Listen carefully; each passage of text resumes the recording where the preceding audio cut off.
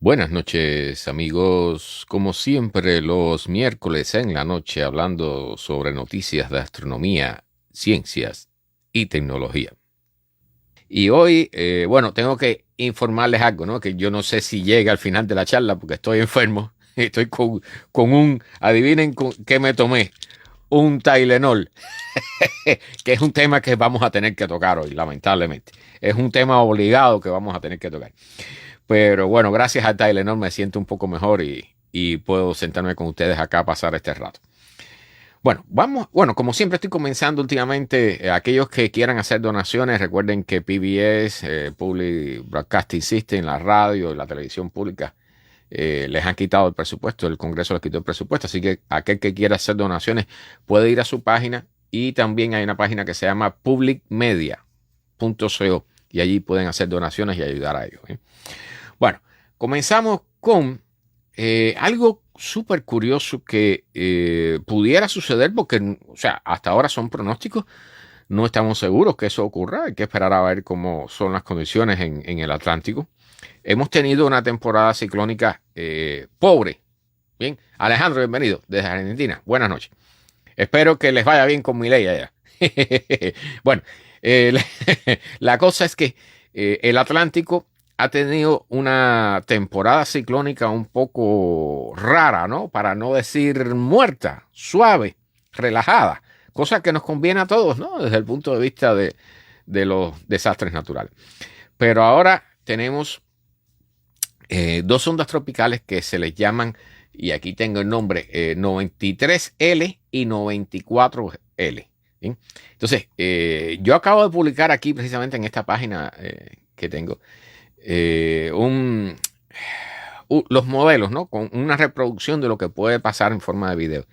Y el problema es que al haber dos ondas tropicales, o sea, vamos a suponer que ambas lleguen a ser ciclones o huracanes. ¿Sí? Soledad te saluda. Buenas noches. Buenas noches. Bueno, la cosa es que está Gabriel, que fue el huracán que, bueno, no ha tocado a nadie, por suerte. Bueno, prácticamente no ha tocado a nadie y anda por ahí camino va a Europa, ¿no? Creo que va a acabar, va a entrar en Portugal y España, esa zona. Pero estas dos, 93 y 94L, pudieran unirse, ¿no? Bueno, ahí hay varias opciones. Pudieran haber dos huracanes a la vez, uno al lado del otro en el Atlántico. Bien, entonces busquen las imágenes porque realmente, y estén al tanto de las noticias, porque puede ser muy interesante y puede ser muy peligroso. ¿Bien? O sea, aquí el nombre del efecto creo que se llama efecto Fujiwara, si mal no recuerdo. Fujiwara, exactamente. Es el nombre del científico que primero estudió este asunto, que es cuando dos huracanes interactúan. Entonces existen varias posibilidades. Una es, por supuesto, que se unan en uno más grande, o sea, que uno se trae al más pequeño. Otra es que interactúen y sigan cada uno su camino. Y otra es que reboten, hagan como una especie de rebote o un baile y salgan en diferentes direcciones. Mecho, bienvenida, buenas noches. Entonces, estos dos huracanes, ¿bien? Que, o sea, hasta ahora son ondas tropicales, nadie se asuste, no salgan corriendo todavía, no hay nada de qué preocuparse todavía. Es importante estar al tanto. O sea, por lo menos para la Florida no debe haber impacto directo, pero sí pudiera haberlo para Georgia, las Carolinas, en caso de que algo llegue a ser realmente importante, ¿no? Ahora, lo interesante de esto, vamos a ver este efecto Fujiwara, esta interacción si es que ambos llegan a nivel de ciclón o huracán. La interacción entre ambos va a ser sumamente interesante si es que llega a ocurrir. Así que vamos a tener unos días ahora donde vamos, y dicho sea de paso, los meteorólogos están advirtiendo que la temporada se está activando. Así que todo lo que quizás, y esperemos que no sea así, pero todo lo que ha dejado de hacer en el mes de septiembre puede ser que lo hagan en el mes de octubre, ¿no? Así que ya va a ser una de las oportunidades más increíbles que tengamos de ver dos huracanes uno al lado del otro. Bien, a ver, había un problema con la transmisión aquí. Eh, dice Mecho que qué pila yo uso, siempre estoy full. Mecho, hoy me tomé un Tylenol. Me tomé un Tylenol, que tengo que hablar del Tylenol, ¿verdad? Porque estoy con gripe. Entonces, incluso con gripe tengo las pilas cargadas. Bueno, a ver cuánto me dura. Espero no se me descarguen antes de que se termine la transmisión. Bueno, hoy hubo un lanzamiento de un cohete de SpaceX, de Falcon 9, a las 7 y pico, 7:30 de la mañana aproximadamente. Me imagino que muchas personas lo hayan visto, aquellos que no tenían el cielo nublado, porque aquí en la Florida tenemos un montón de nubosidad últimamente. El lanzamiento eran 3 satélites y los 3 estaban dedicados a estudiar la geocorona de la Tierra o la actividad del Sol. Entonces, van a estar en lo que se llama... Buenas noches, Alberto. Buenas noches. Gracias por estar por acá. Estos van a estar en el punto L1, en el punto de Lagrange número 1, L1. ¿Qué cosa es eso? ¿Bien? Es una posición, vamos a decir, en astronomía se pudiera decir que es una posición sacrosanta. Es un lugar especial.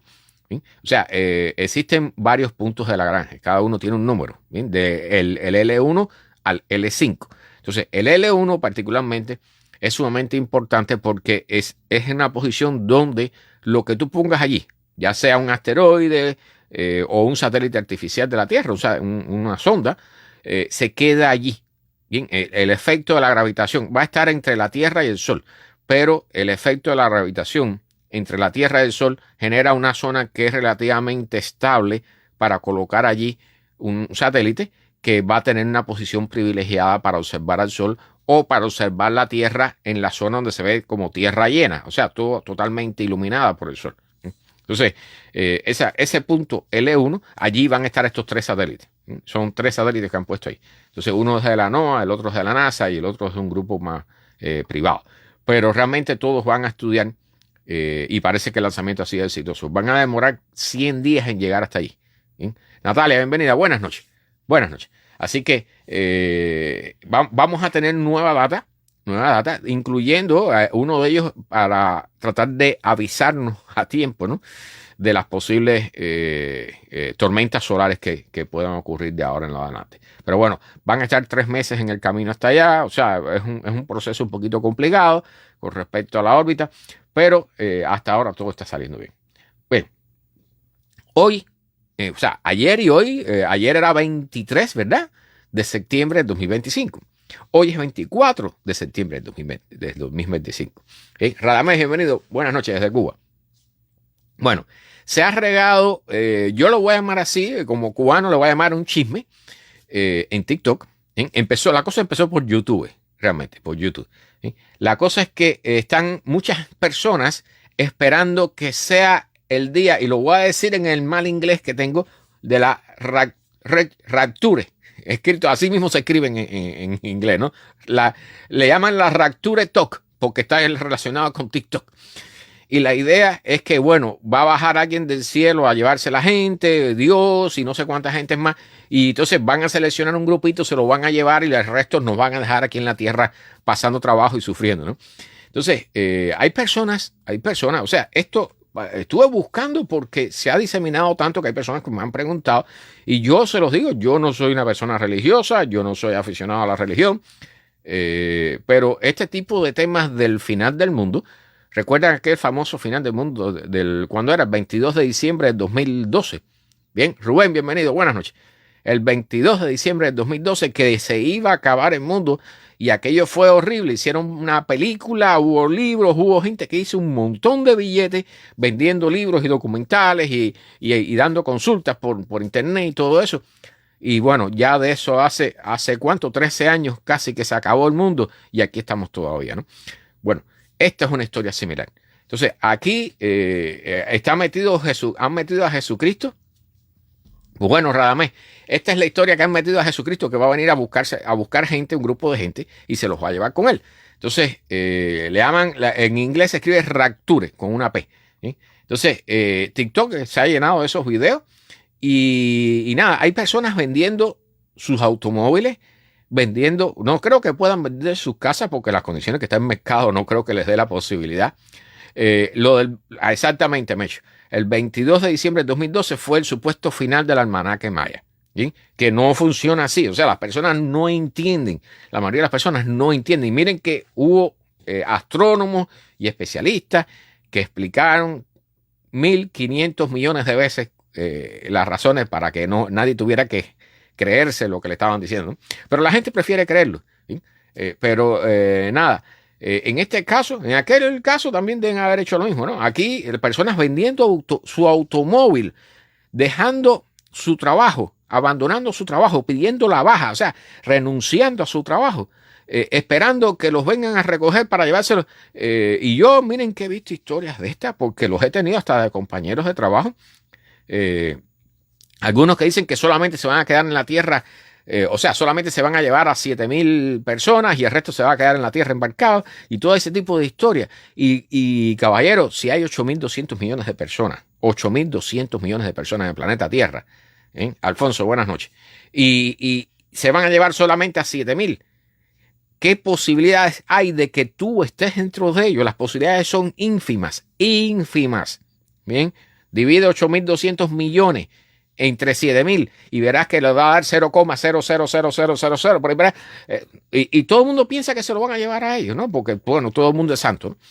Entonces, nada, yo lo lamento por las personas que han caído en esto. Todo esto comenzó por un pastor de África del Sur. Dice Zoraida que lo importante es que esté tranquila. Yo también, yo prefiero la tranquilidad siempre. Y nada, esto comenzó por un pastor de Sudáfrica que le hicieron una entrevista en un canal de YouTube y el tipo dijo que Jesucristo le había dicho personalmente, le habían dado el recadito de que septiembre 23 o 24 era el final del mundo aquí en la Tierra, ¿no? Entonces, el video ha tenido más de 500.000 de visitas y se expandió entonces a TikTok y ya saben, ¿no? Gilad dice algo que tiene mucha razón. Sí, solamente se van a llevar los millonarios. Espero que dentro de eso se lleven también a la gente que está con la inteligencia artificial. Pero bueno, la cosa es que lo lamentable de este tipo de oleadas, porque lo voy a decir clarito, eso es esquizofrenia, no sé, Mecho, si el término es correcto. O sea, personas que venden sus automóviles, que renuncian a su trabajo, que si pudieran vender a sus casas, no, miren, caballero, están hablando incluso de quitarle el código a los teléfonos para que, no sé qué, yo no creo que si viene Jesucristo les vaya a revisar el teléfono, ¿no? Entonces, cosas que son quitarle el código del password al teléfono para que así se pueda transmitir mejor la información a las personas que están alrededor suyo. Entonces, bueno, ¿qué les voy a decir? Yo cuando veo estas cosas, lo único que me da es tremenda pena. Paranoia, exactamente, Mecho, gracias. Manuel, bienvenido, buenas noches. Exactamente, es ganar, hay gente ganando billetes, o sea, aquellos que hacen estos videos que tienen muchas vistas, terminan ganando muchísimo billete, pero muchísimo, ¿bien? O sea, un video que tenga 500.000 vistas, yo no le puedo dar una cifra exacta porque depende de muchas cosas, pero ahí facilito cogen miles de dólares en su bolsillo, ¿eh?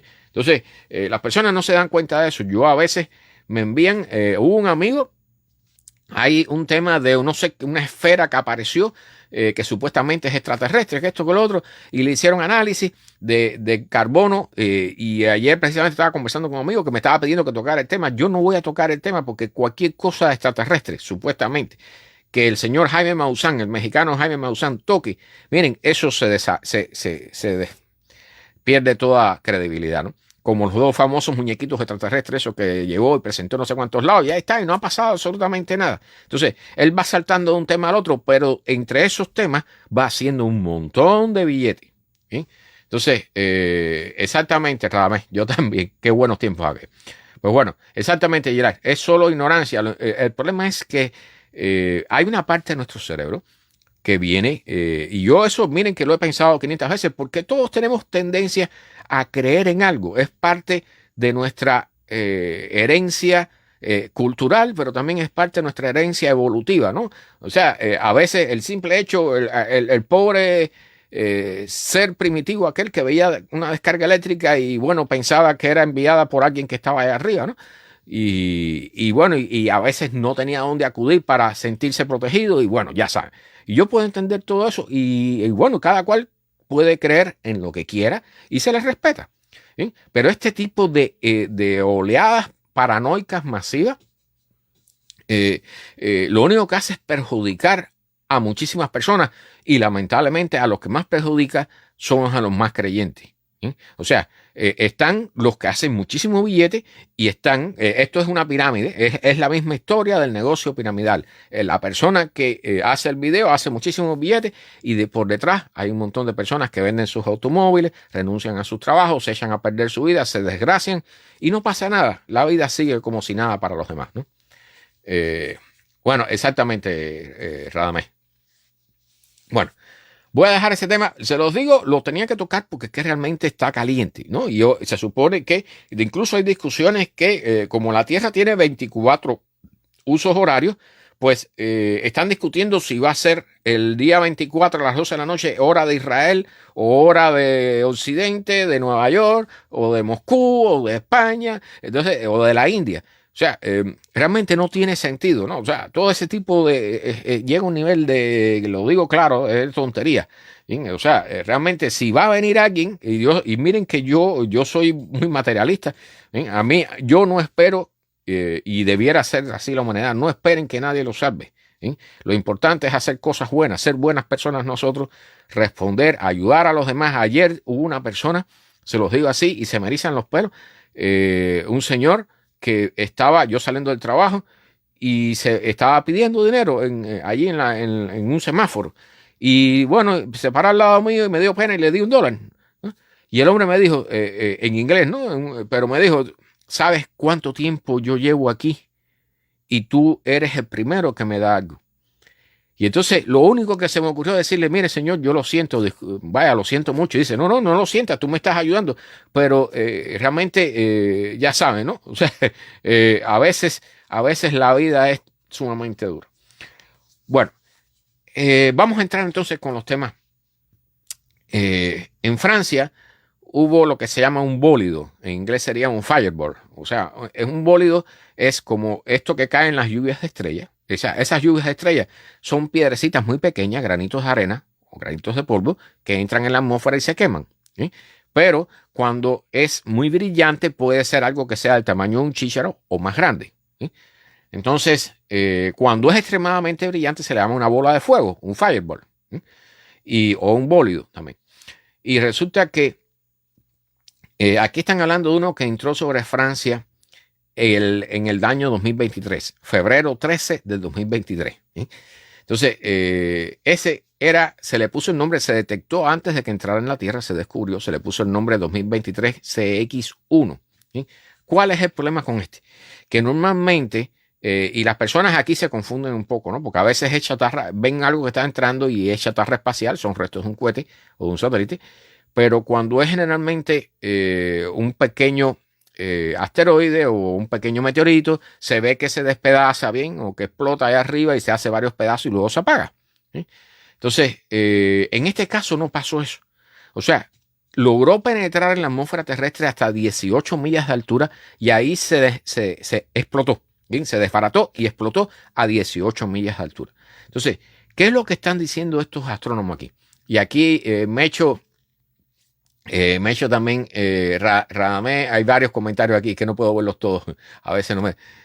dice Radamé que si un amigo le dice a un amigo que si se acaba el mundo, hoy le hacen un favor, no tiene que pagar las deudas de la tarjeta de crédito.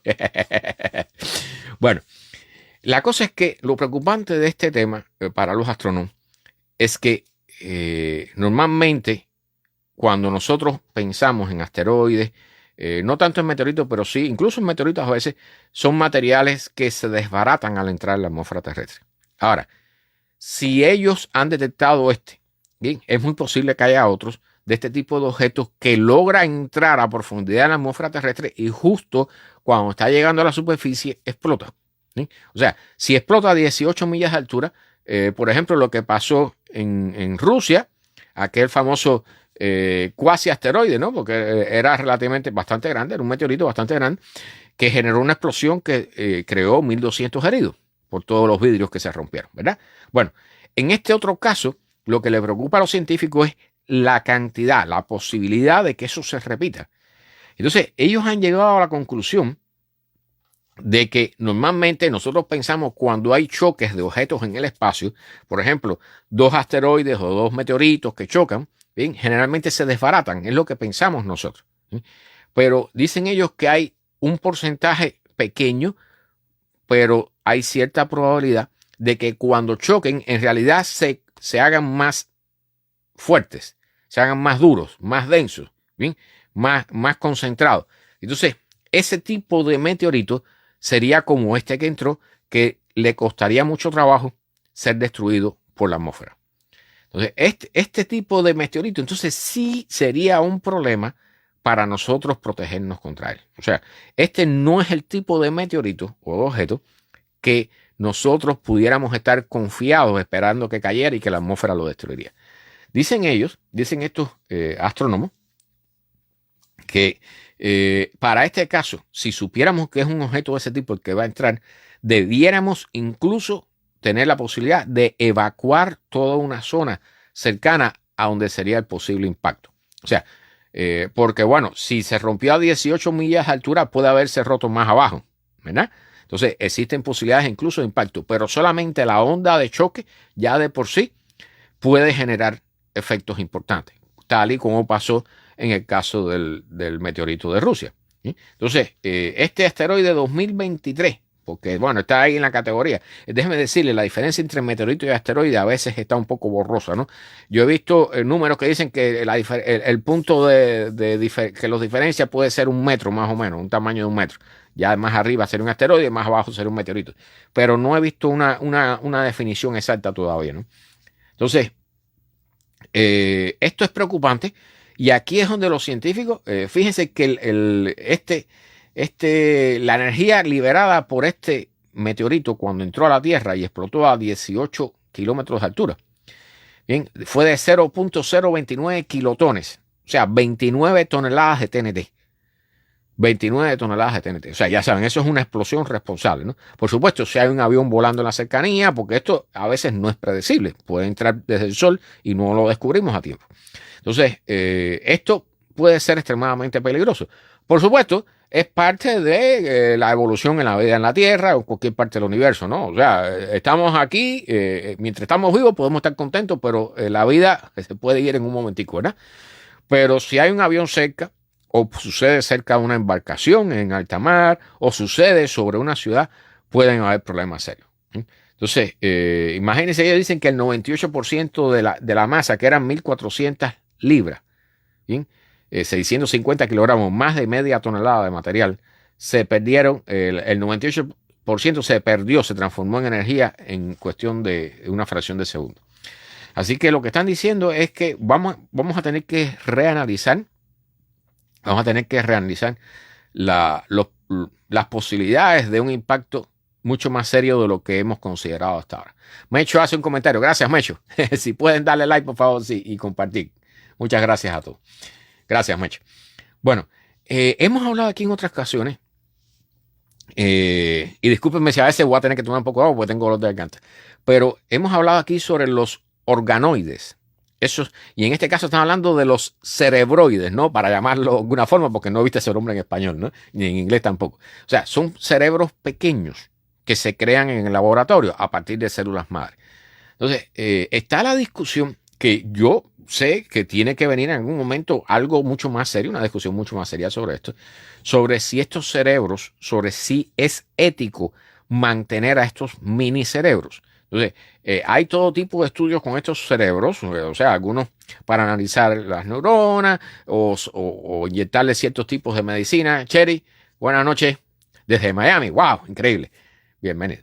Bueno, la cosa es que estos mini cerebros tienen un uso, tienen muchísimos usos, ¿no? Y entre ellos, investigar cómo funciona el cerebro. Ahora, cada uno de estos pequeños cerebros, que dicho sea de paso, no tienen más de 4 milímetros de diámetro, por lo menos los que están hablando aquí. Recuerden que se llaman organoides, ¿sí? Por lo menos la traducción directa al español del inglés que se usa. Pero estos se pueden usar para investigar el cerebro, para probar medicinas, drogas, etc. La cosa es que está la discusión sobre si ya estos tipos de organoides, estos tipos de mini cerebros, pudieran sentir dolor, si pudieran estar conscientes. Entonces, está la discusión porque hasta ahora se están trabajando cada uno de estos mini cerebros como un conjunto de células que identifican a una zona particular del cerebro. Entonces, nuestra definición, que dicho sea de paso, hasta ahora no existe una definición clara del término conciencia. Nosotros no tenemos claro qué cosa es la conciencia. Estamos discutiendo sobre eso y no veo el fin de esa discusión porque no nos ponemos de acuerdo. ¿Sí? Y por otra parte, porque es extremadamente difícil. Bueno, la cosa es que no está claro si estos organoides, si estos minicerebros, pudieran llegar a sentir dolor o pudieran llegar a ser conscientes de quiénes son. O sea, al final son cerebros. Recuerden que cerebro es cerebro. O sea, una mosca, por ejemplo, una abeja, tú puedes entrenarla, ¿no?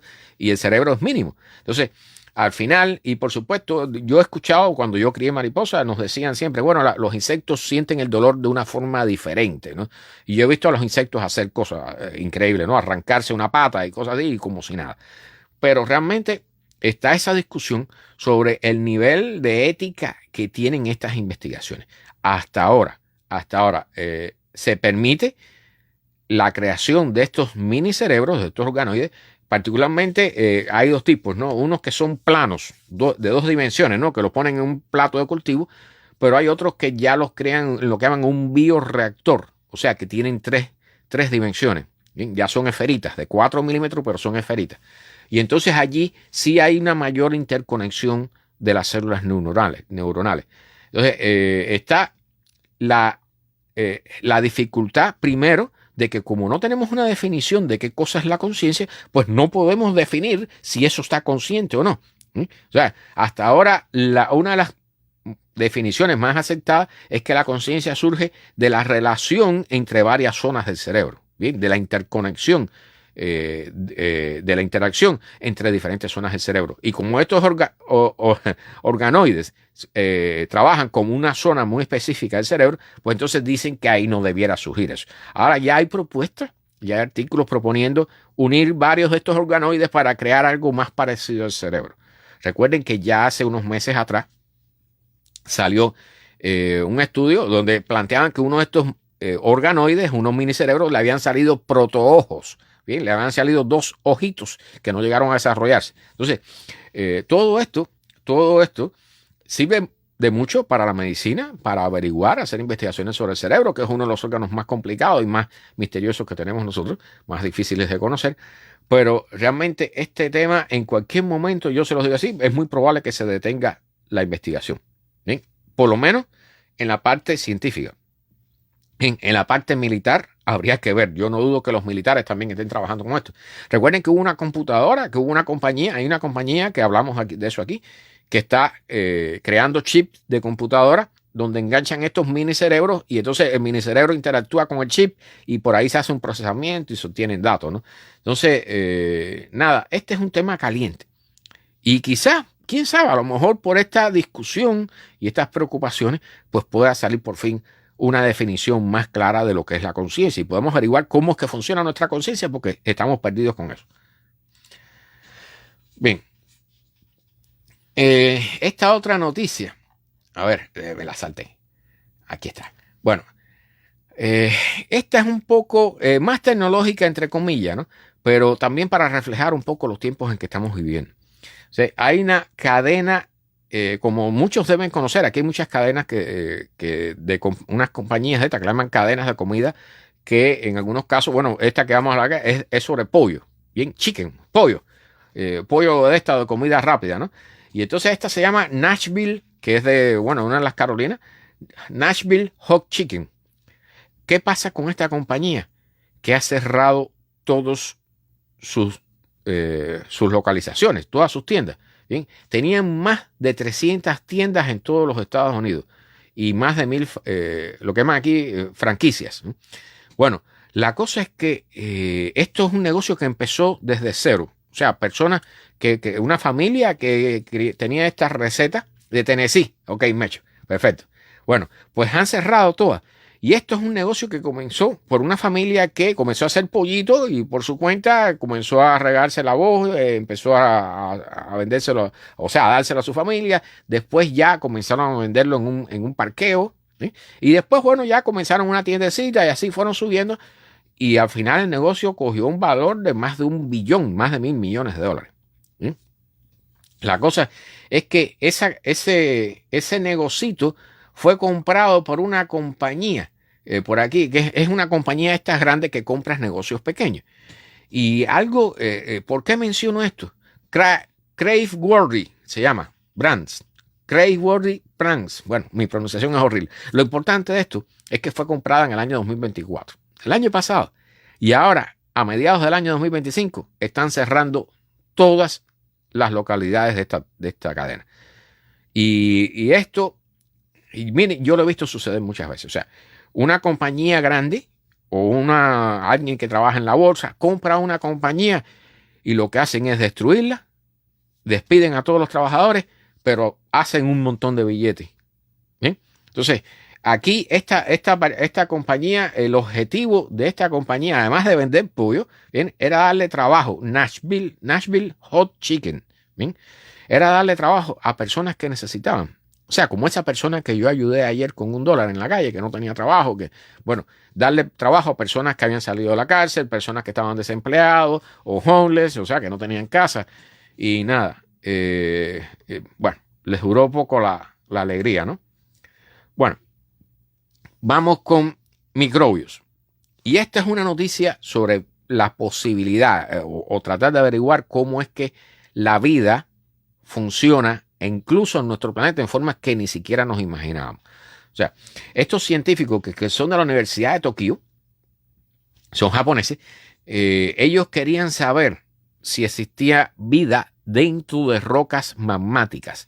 O sea, las rocas que se originan por la erupción de un volcán. Una vez que se enfrían, eso se queda sólido allí, es piedra, ¿verdad? Y puede quedarse allí durante siglos y siglos y siglos. Bueno, ellos han hecho una excavación en un lugar conocido como el complejo ígneo Bushveld. Bueno, lo importante de esto es que es una formación magmática muy antigua, de más de 2.000 millones de años de antigüedad. Entonces, ellos han tomado todas las medidas para hacer la perforación, imagínense, en roca muy dura. ¿Sí? O sea, esto es con rocas de diamante y todo eso para sacar un núcleo de roca que esté sin contaminar. Entonces tomaron toda una serie de medidas y extrajeron el núcleo de roca. Y entonces dicen ellos que cuando realmente se han puesto a analizar el interior de la roca, ellos han usado unos marcadores especiales que indican cuando hay compuestos de carbono allí que estén relacionados con la vida. Resulta que sí, que han encontrado unas células muy pequeñas, ¿sí?, y en pequeños grupos dentro de las grietas, de las grietas minúsculas en la roca magmática. En la roca que salió en algún momento fue lava volcánica, ¿sí? Entonces, lo que están diciendo ellos es que a partir de este descubrimiento van a hacer investigaciones en otros tipos de roca, porque esto es un tipo de vida que no depende, en primer lugar, de la luz del sol. No depende de la clorofila, no depende de nada. Esos son células, son microorganismos que están metidos en la roca, que se alimentan de la poca agua que entra, ¿bien?, que se cuela por la fisura, y la dividen en hidrógeno y oxígeno y esas cosas, y usan el hidrógeno para sus procesos químicos para mantenerse viva, pero que su vida es extremadamente lenta. Bien, sus procesos metabólicos son extremadamente lentos y por lo tanto tienen una vida extremadamente larga. En el artículo ellos no han entrado a analizar qué tiempo pudieran vivir o qué tiempo llevarían viviendo estos organismos allí, pero evidentemente estas rocas tienen más de 2.000 millones de años de antigüedad.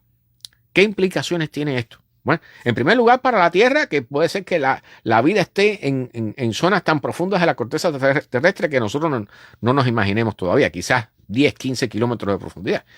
Pero por otra parte, las implicaciones que tiene para la vida extraterrestre, las posibilidades de vida en otros planetas, incluyendo Marte, por ejemplo. O sea, Marte se supone, entre comillas, que es un planeta muerto, pero en algún momento en el pasado Marte pudo haber tenido vida, porque tenía océanos, tenía ríos, tenía lagos, tenía un ciclo de agua con nubes y todo, una atmósfera más densa, y puede ser que ahora la vida de Marte esté metida en las rocas, ¿bien?, huyendo de la radiación ultravioleta, de la radiación cósmica, de los meteoritos y toda esa serie de cosas.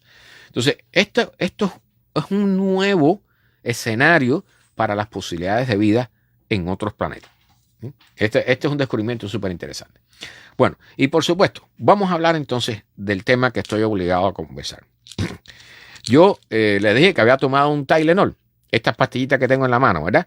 Bueno, por supuesto hubo la declaración de nuestro presidente y de que estaba a su lado el señor Kennedy Jr. hablando sobre el tema de que a las embarazadas, ¿sí?, no debían usar Tylenol porque podía afectar al bebé, al feto, ¿sí? Entonces, ha salido toda una serie de discusiones al respecto y yo no soy médico, bien, con muchísima gente, pero tengo que hablar sobre esto porque realmente toda la opinión de todos los científicos y los médicos que han visto la declaración, ¿bien?, lo están diciendo que está manipulada. O sea, y aquí yo he encontrado alguna que otra información, incluso aquellos que quieran, les puedo enviar los enlaces.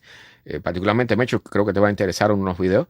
Pero hay un estudio de 2,5 millones de niños, ¿bien? Porque la idea, lo que dicen ellos es que el Tylenol le puede dar autismo a los bebés, ¿bien? Puede ser causa de autismo.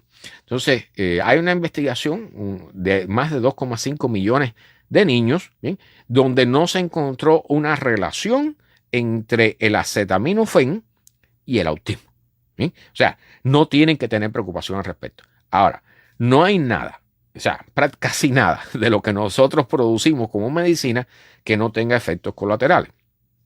¿Sí? Entonces, hay algunos estudios que, o sea, los estudios se continúan haciendo porque la ciencia todo se continúa discutiendo y tratando de llevar adelante y de analizar, ¿sí?, cualquier mínima posibilidad. Entonces, el acetaminofén, por lo que vi, funciona, se procesa sobre todo en el hígado, tiene algunas cosas que pueden tarde o temprano afectar a la persona, ¿bien?, sobre todo si consumes grandes dosis, que ya saben, ¿no?, todo en exceso puede ser dañino. Pero lo que sí averigué al respecto en una de las charlas que encontré es un señor, un médico, que está hablando y mostrando los artículos científicos donde se analiza, escuchen esto que es sumamente interesante, el hecho de que hay relaciones entre la cantidad de casos de autismo y la cantidad de radiación solar. Vamos a explicar esto, ¿bien?, para que entiendan de lo que estamos hablando, porque es increíble. O sea, están diciendo que la radiación procedente del sol, o sea, la luz, y particularmente el infrarrojo cercano, o sea, el infrarrojo, la radiación infrarroja que está muy cerca del color rojo, ¿sí?, esa radiación infrarroja tiene la capacidad de penetrar en nuestro cuerpo. ¿Okay? Entonces, lo que están diciendo estos científicos, por un lado dice que, puede ayudar a mejorar la visión, pero por otra parte puede influenciar en ciertas partes de la célula, en el metabolismo de la célula, y de allí favorecer a esos famosos, ¿cómo se llaman? Ahorita me acuerdo. Estas cosas que son para eliminar los radicales libres, ¿no? Entonces, de esa forma pudiera influirse, porque dicen que la radiación infrarroja cercana, al poder pasar a través de la carne humana, de la piel y de la carne humana, puede llegar hasta el bebé, hasta el feto. Y entonces han hecho análisis estadísticos y han llegado a varias conclusiones. Una de ellas es que hay menos casos de autismo en los países más cercanos al Ecuador.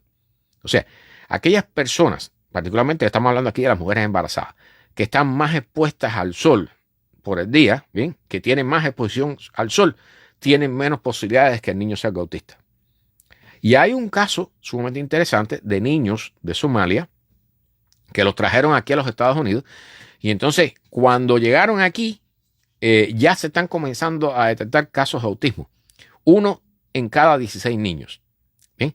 ¿Cuál es la diferencia entre la forma de vida que ellos tenían en Somalia y la que tenían aquí? Bueno, que allá están al sol todo el día. O sea, aquí todos estamos metidos en nuestro aire acondicionado y particularmente con el tema de la pandemia, las personas no salían de su casa, ¿verdad? Y ahora salen menos también, porque se nos ha quedado la costumbre, ¿no? Y en la medida de las posibilidades tendemos a huir del sol lo más posible y meternos en el aire acondicionado. Entonces, esta es una idea que independientemente de que sean estudios científicos, bien, no le hace daño a nadie. Si usted está embarazada, pues mire, pase un ratico al sol, bien, que es bueno siempre. sea, lo que no es bueno, porque además el hombre está analizando las luces que tenemos ahora cada vez. Anteriormente los bombillos sí generaban rayos infrarrojos, los bombillos que se calentaban, los bombillos incandescentes, pero ahora los bombillos de LED no. Entonces, nos estamos cada vez más encerrando en nuestro caparazón y nos estamos haciendo daño, bueno, de muchas formas posibles. Y aquí vamos a mencionar otras, vamos a mencionar 2 o 3 al respecto. Dicho sea de paso, el anuncio del Tylenol mencionó a Cuba. Y yo se los digo porque yo trabajé en el Instituto de Educación en Cuba, en un tiempo, en el Ministerio de Educación. Y al lado donde yo trabajaba, yo estaba en un departamento de televisión y había allí una escuela para niños autistas. En Cuba hay muchísimos casos de niños autistas. ¿Bien? O sea, y también las personas consumen Tylenol, dicho sea de paso. O sea, porque decían que en Cuba como no había posibilidades de adquirir Tylenol, los niños no padecían de autismo. Eso no es cierto. ¿Bien? Y todos los que somos cubanos debemos saber que eso es así, ¿verdad? Porque en Cuba hay casos de autismo. ¿Sí? Y yo tenía la prueba ahí, los conocí, los vi ahí, conocí a las profesoras que trabajaban con ellos, que dicho sea de paso, hay que tener un gran corazón. ¿Sí? Bueno.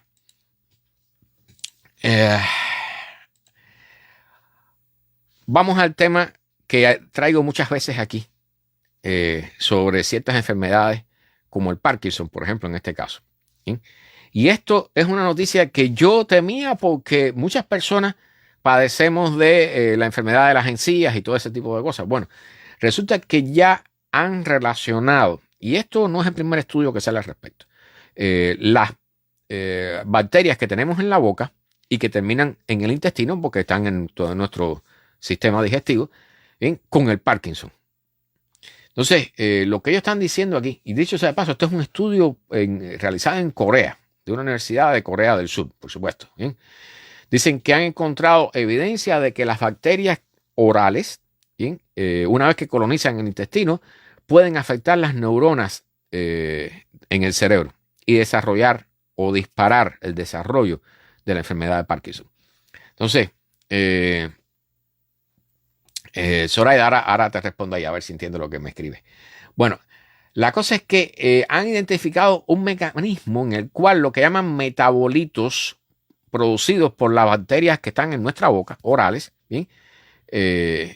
Cuando llegan al intestino, puedan desarrollar la enfermedad de Parkinson. ¿Bien? Entonces, ellos aquí mencionan, bueno, dan una explicación, dicen que entre el 1 y el 2% de toda la población global por encima de la edad de 65 años padecen de Parkinson.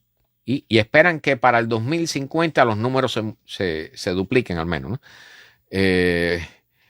Mecho, no sé. Mecho está preguntando si por qué no hacen estudios sobre las comidas. No sé si tengo. Yo después, si quieres, te hago llegar el video del hombre y ahí él tiene un montón de videos más sobre el tema, un médico. ¿Okay? Ahora, Alfonso, también vamos a tocar el tema de los plásticos. Vamos a tocar el tema de los plásticos también. Bueno, la cosa es que parece ser que esta, particularmente la llamada Streptococcus mutans, ¿sí? Anótalo aquel que esté interesado. Es parte de la microbioma que tenemos en nuestra boca, pero que termina también en nuestro intestino. Y dicen que han detectado, y yo sé de paso, este Streptococcus mutans, ¿bien? Es la que causa las caries. ¿Sí? Y parece ser que también es causante del Parkinson, por una parte, ¿no? O sea, al menos por una parte. No están diciendo que sea el único causante. ¿Sí? Entonces, dicen que esta Streptococcus mutans produce una enzima que se llama urocanate reductasa, URDA, ¿sí?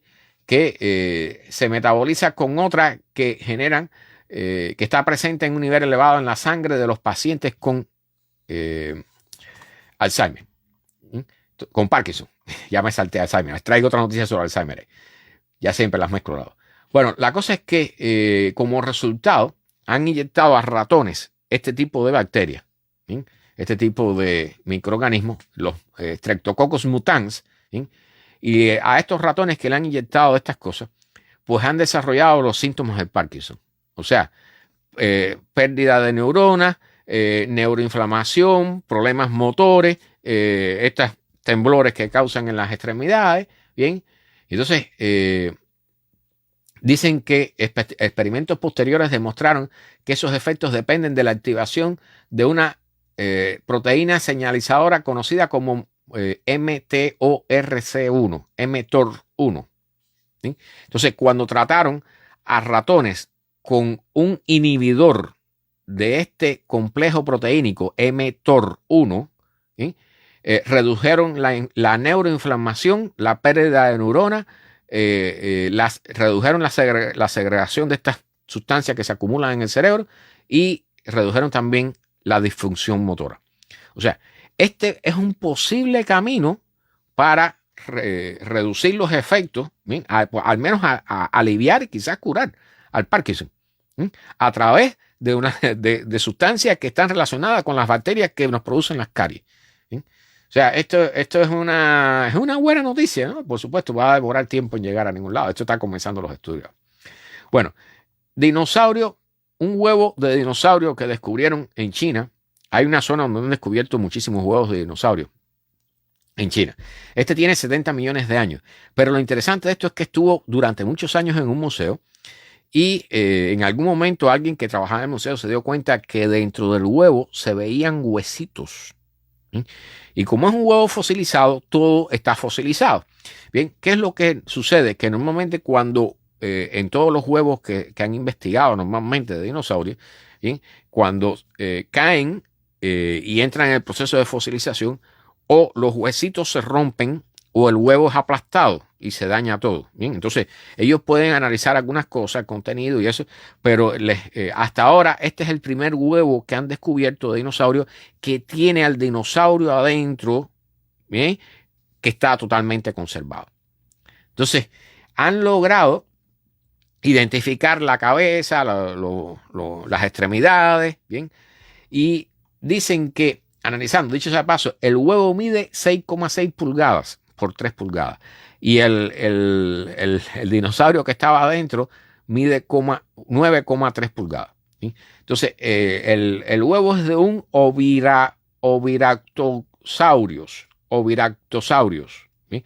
Y entonces dicen ellos que es la primera vez que logran estudiar por completo no solo la estructura del dinosaurio que estaba dentro del huevo, sino la posición incluso que tenía. Y dicen que todo está coincidiendo, hasta la posición, con la forma en que están o la posición en que están las aves dentro de los huevos actuales. O sea, esto corrobora, o sea, y una de las cosas que está diciendo, ¿recuerdan la pregunta de quién fue primero, la gallina o el huevo? Pues bueno, la pregunta no tiene sentido. La pregunta sería al revés. ¿Quién fue primero, la gallina o el dinosaurio? Y evidentemente el primero fue el dinosaurio. O sea, todo lo que vemos en las aves actuales proviene de los dinosaurios aviarios, que fueron los que no se extinguieron, ¿sí? Y que terminaron evolucionando hasta nuestras aves actuales. Entonces, esta es la primera vez que tenemos una muestra de cómo se conformaba el embrión ya desarrollado, en este caso, dentro de un huevo de dinosaurio y que coincide, repito, con las aves actuales. Bien, aquí hablando sobre un metal llamado niobium en inglés, ¿no? Bueno, la cosa es que este metal, es imprescindible para la tecnología actual y sobre todo futura. ¿Bien? Es parte de los famosos imanes estos y se usa muchísimo para los automóviles eléctricos y las baterías y toda esa serie de cosas. Bueno, acaban de descubrir probablemente el mayor reservorio de niobio en el planeta Tierra y está en Australia. ¿Y saben cuándo se formó? Hace 830 millones de años atrás.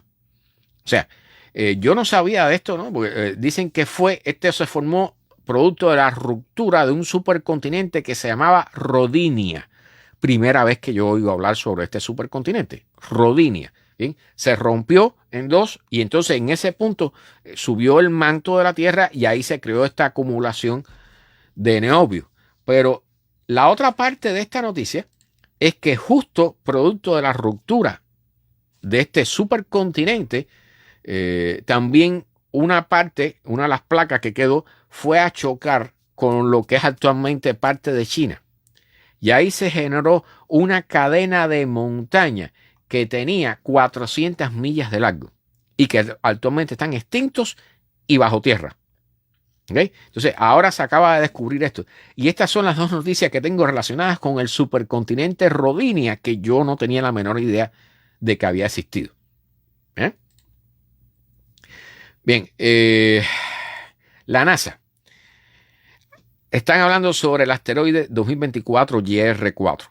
Para aquellos que no lo recuerdan, es el asteroide que amenazaba con chocar con la Tierra en el año 2032. ¿Lo recuerdan ahora? ¿Sí? Que llegó a tener un 3%, 3,1% de posibilidades de chocar con la Tierra el 22 de diciembre, y no sé por qué cae el 22 de diciembre del 2032. ¿Sí? Bueno, la cosa es que este asteroide 2024 YR4 ya sabemos que no va a chocar con la Tierra. O sea, las posibilidades de impacto con la Tierra ya son prácticamente cero. Pero ahora estamos casi seguros de que tiene más de un 3%, casi un 4% de posibilidades de chocar con la Luna. Entonces, lo que están diciendo este grupo de astrónomos es que un impacto de este objeto con la Luna, que no recuerdo exactamente el tamaño que tiene, por aquí debe estar escrito en alguna parte, pero un impacto de un objeto relativamente grande con la Luna pudiera generar suficientes restos que se pondrían en órbita que podrían afectar a nuestros satélites o incluso a los lanzamientos tripulados, incluyendo la Estación Espacial Internacional. Entonces, ahora estos científicos están proponiendo bombardear a este asteroide en ese acercamiento en el 2032, bombardearlo, destruirlo con bombas atómicas. Yo no sé, a veces yo se los digo así clarito, porque, o sea, el científico es una persona, es un ser humano también. Y a veces pecan, o sea, padecen de todos nuestros problemas, son seres humanos, y a veces pecan de, no sé, de un poco de tontería, entre comillas.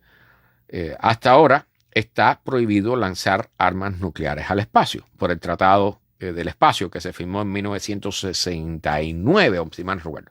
Bueno, la cosa es que están proponiendo lanzar bombas atómicas para destruir el asteroide antes de que choque con la Luna. Entonces, ellos están explicando aquí, yo la idea la veo un poco atrevida porque incluso llegan a decir, si el proyecto sale mal, existen posibilidades de que se desvíe el asteroide y entonces venga a chocar con la Tierra. O sea, yo no sé a veces cómo nosotros se nos ocurren ideas tan bárbaras, ¿no? Que parecen solucionar un problema y en realidad puede ser que nos creen un problema peor, ¿no?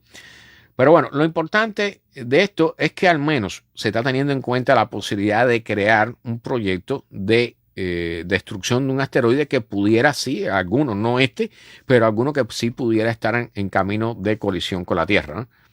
Exactamente, Alfonso pregunta, ¿hacer eso no sería peor? Entonces, existe la posibilidad, porque además nosotros no sabemos cuál es la composición ni el tamaño exacto del asteroide.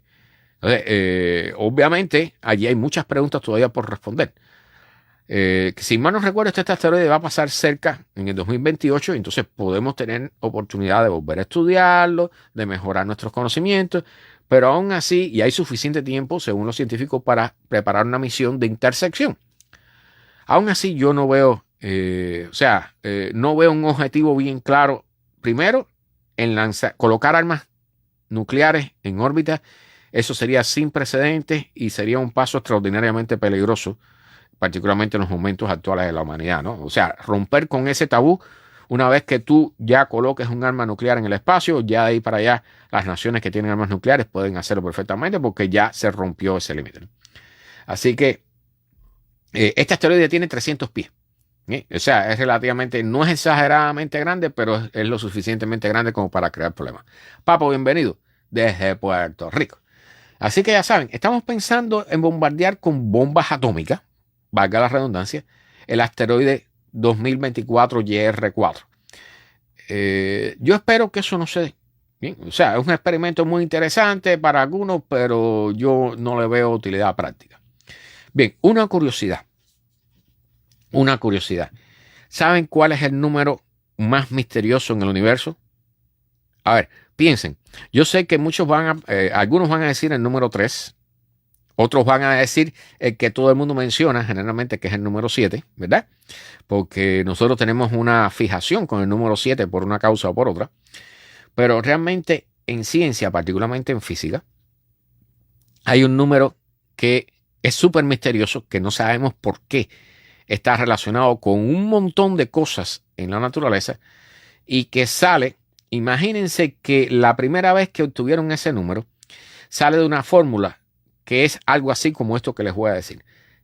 La carga del electrón al cuadrado dividida entre 4pi por la constante de Planck por la velocidad de la luz.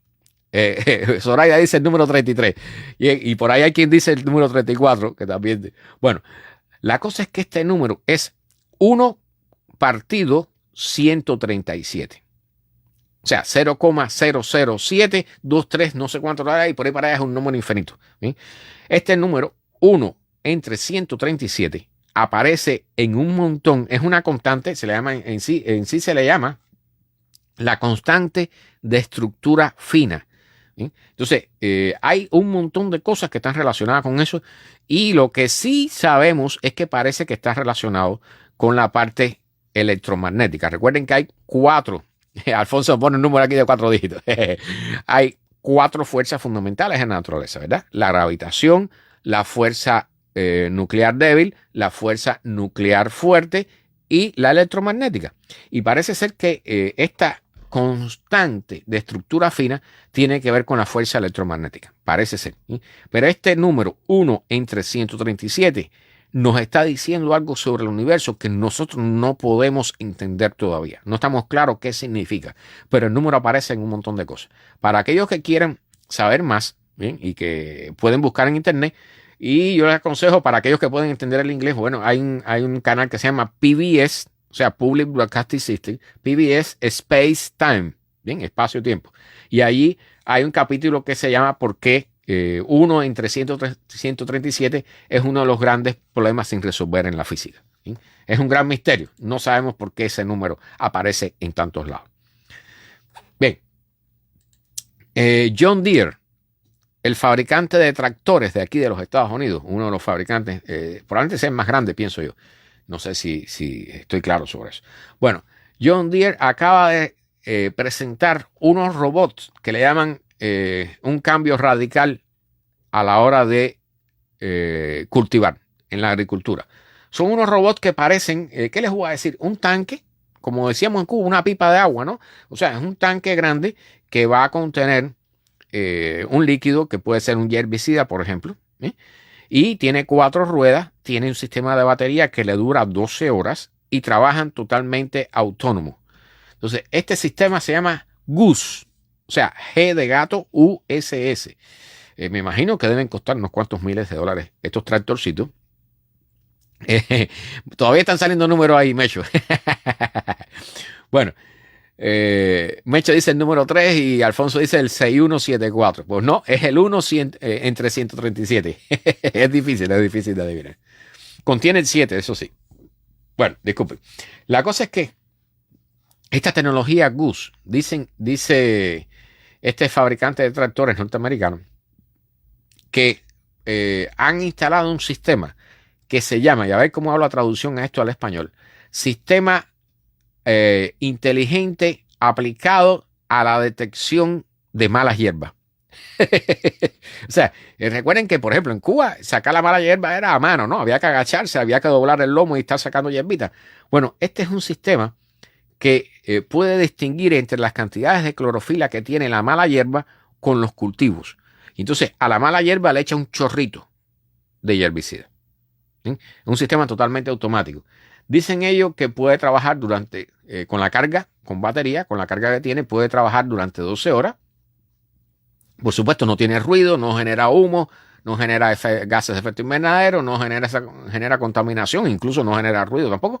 Así que ellos están planteando vender estos tractores, estos equipos totalmente automatizados, incluso a otros países en la arena internacional.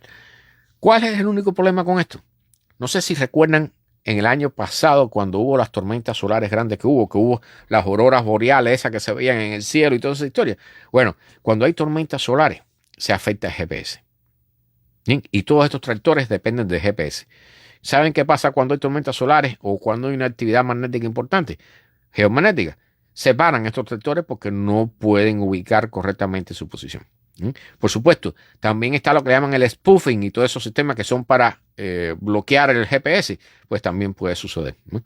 Entonces, nada, este es un avance interesante. Yo pienso que tiene muchas otras aplicaciones, ¿sí? Pero es parte de lo que viene, ¿no? O sea, imagínense que usted compra una finca de, no sé, de 15 o 20 acres y quiere poner allí a cultivar, pues entonces el tractor para cultivar automático le va a salir en $35,000.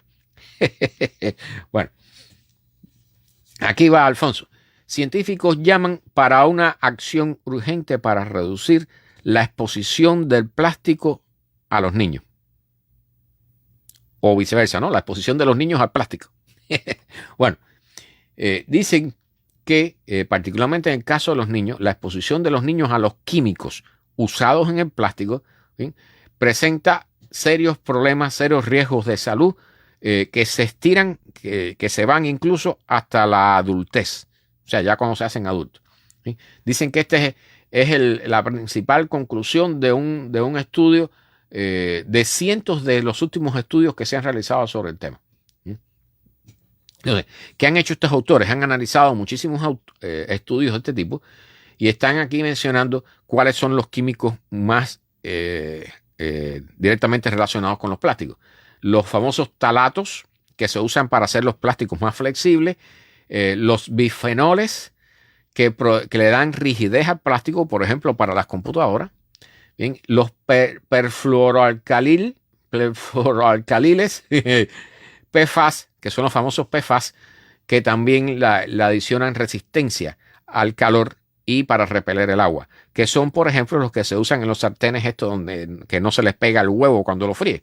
Bien, aquí están. Bueno, dicen que los resultados de estos estudios, particularmente en madres, o sea, en mujeres embarazadas, ¿sí?, y en los fetos, en los niños, han relacionado estas toxinas con un amplio rango de enfermedades, o sea, problemas de salud a largo término, incluyendo enfermedad del corazón, obesidad, infertilidad y asma. ¿Bien? Entonces, dicen que lo que han encontrado los científicos es que enlazan directamente el rol de los plásticos, el papel de los plásticos en los orígenes tempranos de muchas enfermedades crónicas que reverberan o que se transfieren hacia la adolescencia y la adultez. Entonces, por supuesto, ya hablan aquí de todo, dónde están todos estos plásticos, ¿no? Se encuentran en el empaquetamiento de comida, en los cosméticos, hasta en los papeles, en los recibos de papel que nos dan en las tiendas. ¿Bien? Todo eso está lleno de plástico también, la tinta, todo eso. Entonces, dicen que todos estos plásticos, cuando son usados, calentados o tratados químicamente, los microplásticos y los nanoplásticos, todo eso se libera. A la vez que tú calientas o tratas químicamente todos estos plásticos, o físicamente, porque incluso rasparlos o durante su uso, liberan plásticos de todo tipo y químicos. ¿Sí? Entonces, están diciendo que esta es una relación directa.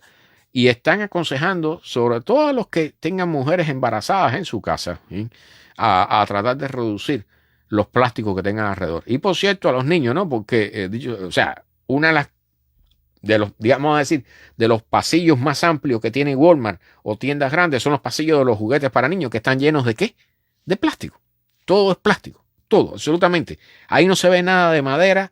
Y de metal raramente se ve algo, ¿no? Casi todo es plástico, puro plástico. Que dicho sea de paso, muchos se los compran a los hijos y después, 2 días después, lo botan en la basura y ese plástico termina en el medio ambiente y terminamos, ¿qué? Comiéndolo. ¿Sí? Exactamente, Mecho. El plástico, nada, no, o sea, los estudios están saliendo y nosotros seguimos ahí porque de aquí les voy a dar ahora este artículo ahora miren este número, escuchen esto porque tiene que ver con el plástico, ¿eh? Un estudio encuentra los efectos secundarios de beber agua de botellas de plástico. ¿Sí? Dicen que la idea que tenemos sobre las consecuencias de beber agua embotellada los resultados son sumamente underestimados, ¿no? O subestimados, que sería la palabra en español. Que no debe usarse diariamente. Es algo que no debemos usar. Esas botellitas de plástico de agua es algo que no debiéramos usar en nuestra vida diaria. ¿Y qué hacen muchas personas? Cuando mandan a los niños a la escuela, le ponen una botellita de agua en su maletica, ¿verdad? O cuando vamos no sé, vamos a caminar a los Everglades, una botellita de agua plástica. O vamos a no sé qué lado, bien, o vas a un hotel, vas a dar una conferencia, vas a hacer una reunión y te ponen botellitas de agua plástica, ¿verdad? Bueno, resulta que, por supuesto, aquí los científicos están hablando y el número que ellos dan aquí no es el mismo que dimos en otro artículo anterior. Bien, revisaron 141 artículos científicos sobre el tema. Dicen que las personas pudieran ingerir como promedio entre 39.000 y 52.000 partículas de plástico cada año. Yo creo que eso se queda chiquito, ¿sí? Porque aquí hemos dado cifras de que el equivalente de lo que estamos respirando, porque no es solo lo que tomamos, es también lo que comemos y lo que respiramos, ¿verdad? O sea, recuerden que había una cifra ahí que nos decía que nos comíamos el equivalente a una tarjeta de crédito de plástico todas las semanas, ¿no? Entonces, dicen que con la botella, el agua embotellada, pues ingerimos alrededor de 90.000 partículas, más que en el agua que viene por la tubería de la calle, ¿no? La normal, el agua normal. Bueno, por supuesto tienen los problemas de la toxicidad del plástico y todo eso, pero inmediatamente que hicieron el estudio, salió a protestar algo que yo no sabía que existía. Escuchen este nombre, la Asociación Internacional de Agua Embotellada. Escuchen esto. Asociación Internacional del Agua Embotellada. O sea, evidentemente eso es una asociación de plástico. Es una asociación para mantener el consumo de plástico. No es una asociación del agua embotellada. Es la asociación del plástico, ya saben, embotellado, ¿no? Pero inmediatamente salieron a protestar porque dicen que estos estudios disminuyen la posibilidad que tienen las personas de consumir agua de forma saludable y afectan el interés público. ¿Qué les voy a decir? No hay que reírse. Asociación del Agua Embotellada, International Bottled Water Association. Todo eso se los digo, todo eso, todas esas asociaciones, el dinero con que funcionan viene, ¿saben de dónde, no? Del petróleo, de las compañías de petróleo, porque al final el plástico se saca del petróleo. Entonces, todas esas asociaciones están allí para vigilar los intereses de la compañía de petróleo. No están para vigilar los intereses de tu salud y las de tus hijos. Bien. Hay una noticia aquí de medicina, la bacteria de las pesadillas. Los casos de bacterias de pesadillas se están incrementando en los Estados Unidos. Alfonso dice algo que tiene toda la razón. O sea, ni aunque nos mudemos a una isla desierta nos escapamos de los plásticos. Los plásticos están en todas partes del planeta. Entonces, yo no veo solución a ese problema. Aunque estamos inventando bacterias que se comen los plásticos, pero eso está en tantas partes, está dentro de nuestros cuerpos. Tú no vas a poder inyectar esas bacterias dentro de tu cuerpo. O sea, realmente esto no tiene solución. Yo se los digo así, yo no le veo solución a eso. Horrible. Bueno, están hablando aquí de bacterias de pesadilla. El nombre que le ponen son bacterias que son resistentes a las drogas. ¿Sí? Dicen que las infecciones por bacterias de pesadilla han crecido un 70% entre el 2019 y el 2023. O sea, las bacterias están adquiriendo cada vez más resistencia a los antibióticos. Bien. Dicen que bacterias que son difíciles de tratar con antibióticos y medicinas tienen un gen que se llama NDM. Que son los que disparan la protección, ¿no? La resistencia de este tipo de bacterias. Entonces, dicen que hay solamente 2 tipos de antibióticos que trabajan contra las infecciones de estas bacterias, que son unas drogas que son sumamente expensivas, muy caras, y que tienen que administrarse por vía intravenosa, directamente por inyección, ¿no? Por suero. Entonces, dicen que estas bacterias anteriormente eran consideradas exóticas, pero ahora cada vez se ven en mayor número y afectando a mayor número de personas. Dicen que en el caso de Estados Unidos, los casos de Estados Unidos han aumentado 5 veces en los últimos años. Dicen que el crecimiento de estas NDMs, le llaman así a estas bacterias resistentes, ¿no? es un gran peligro y un problema seriamente preocupante. Dicen que dicen que hay algunas personas que no saben que son portadores de este tipo de bacterias resistentes a las drogas, y estas personas pudieran ser diseminadores comunitarios, ¿no? Así que nada, estamos también en otro problema. O sea, al final, igual que estamos en el problema del plástico y de la contaminación por químicos y todo eso, estamos en el problema de la resistencia a los antibióticos y ya no hay arreglo. ¿Sí? O sea, estamos en un punto donde en algún momento vamos a tener alguna pandemia, alguna epidemia, que no va a haber forma, no va a haber un tipo de antibiótico que le pueda hacer frente. ¿Sí? Dicen aquí, infecciones que anteriormente eran consideradas rutina, como las infecciones del tracto urinario, bien, se van a hacer muy difíciles de tratar. Lo cual quiere decir que va a aumentar la mortalidad. Es triste, pero es el camino que llevamos. Es el camino por el cual vamos. Bien, esta es una noticia que, se los digo así, a mí me da vergüenza. El CDC, el centro de aquí de los Estados Unidos, al frente del cual está, dicho sea de paso, el señor Kennedy, ¿no?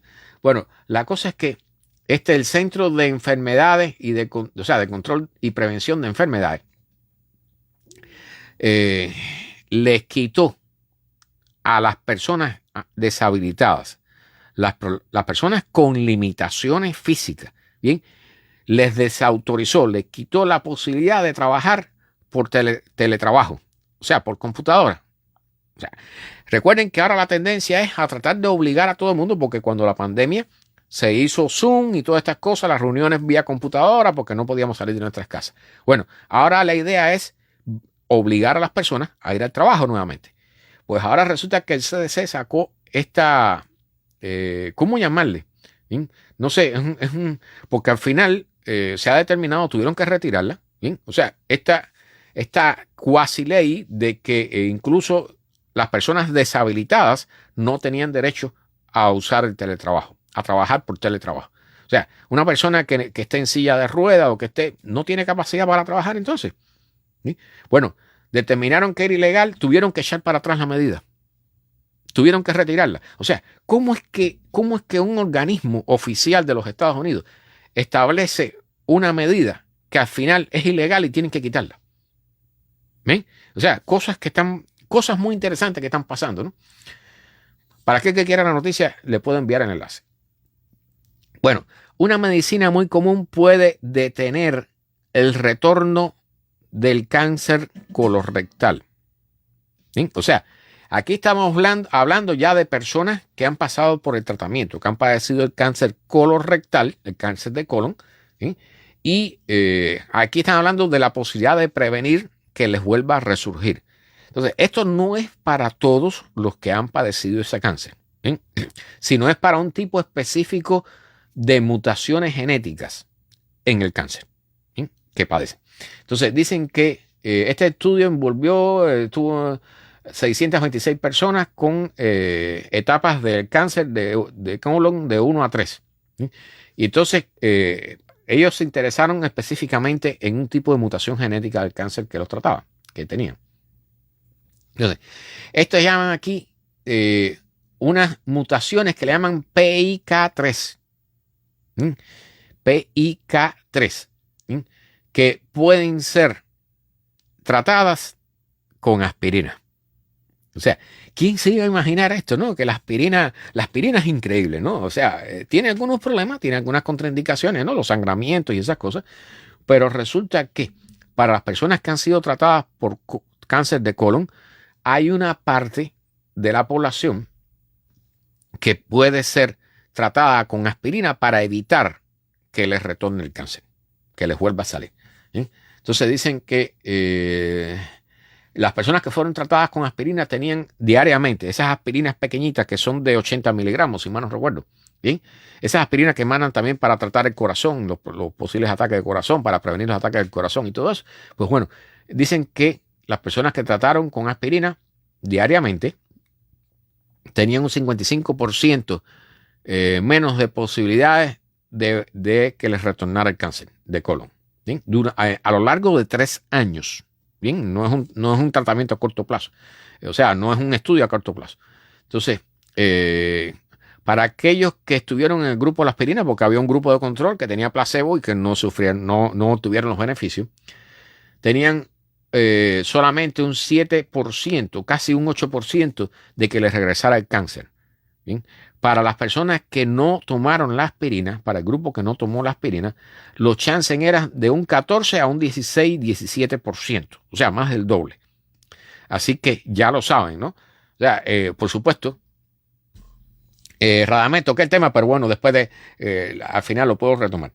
La cosa es que no es para que se automedicinen, ¿bien? Pero si usted tiene un familiar, un amigo, una persona que ha tenido tratamiento para el cáncer de colon, ¿bien? Puede hablar con su médico, porque evidentemente parece que van a tener que hacer algún tipo de prueba genética con respecto a las células del cáncer, supongo, para determinar si la aspirina puede servir para ello. ¿Bien?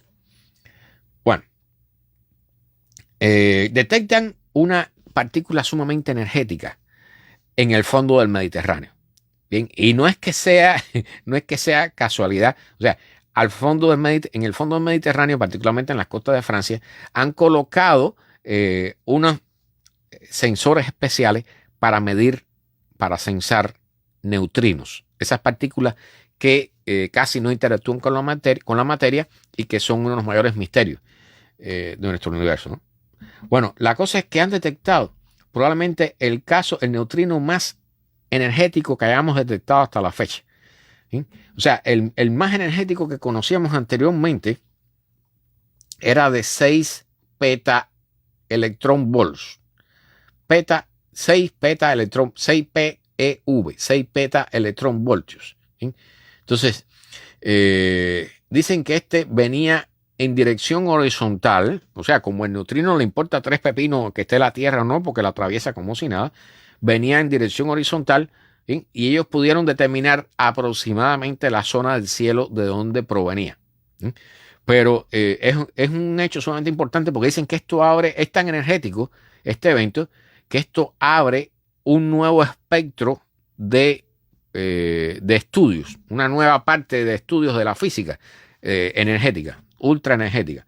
Este neutrino debe provenir de fuera de nuestra galaxia. Bien, de algún evento sumamente energético, quizás un choque de agujeros negros, de estrellas de neutrones o cosas por el estilo, ¿no? Definitivamente, dicen que ellos identificaron que este neutrino había recorrido 87 millas antes de llegar, o sea, a través de la Tierra, antes de llegar a los fotomultiplicadores. O sea, ¿cómo es que funcionan estos sensores? Bueno, no es otra cosa que una esfera de vidrio. Dentro de ella hay válvulas de vacío. O sea, esa que tenían los radios, lo que llaman los radios de bombillo. ¿Recuerdan que encendían el bombillito adentro? Bueno, todavía los científicos usan los fotomultiplicadores de vacío, porque son sumamente sensibles. ¿Sí? Entonces, ponen estas ampollas de vidrio muy resistentes a la presión, porque van a hundirlas al fondo del Mediterráneo, y allí adentro colocan circuitos con estos fotomultiplicadores, y cuando el neutrino interactúa con el agua, ¿bien? Genera un destello de luz azul, ¿bien? Que se llama radiación de Cherenkov, que no es otra cosa, dicho sea de paso, esto es sumamente interesante, es cuando la luz se mueve, cuando el electrón o la radiación, en este caso el neutrino, se mueve mucho más rápido en el agua que la velocidad de la luz en el agua. Y entonces se produce una radiación de color azul, que es la que vemos en los reactores nucleares. ¿Sí? Cuando ustedes vean la imagen de un reactor nuclear, van a ver que siempre tiene una luz azul. Mientras está funcionando, se ve una luz azul. Eso es radiación de Cherenkov. Bien. Bien.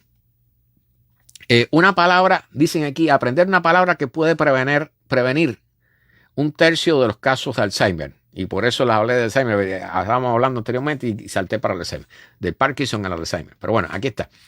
Han creado una palabra porque dicen que hay 14 factores de riesgo que nosotros podemos trabajar en nuestra vida para prevenir el Alzheimer. Bien.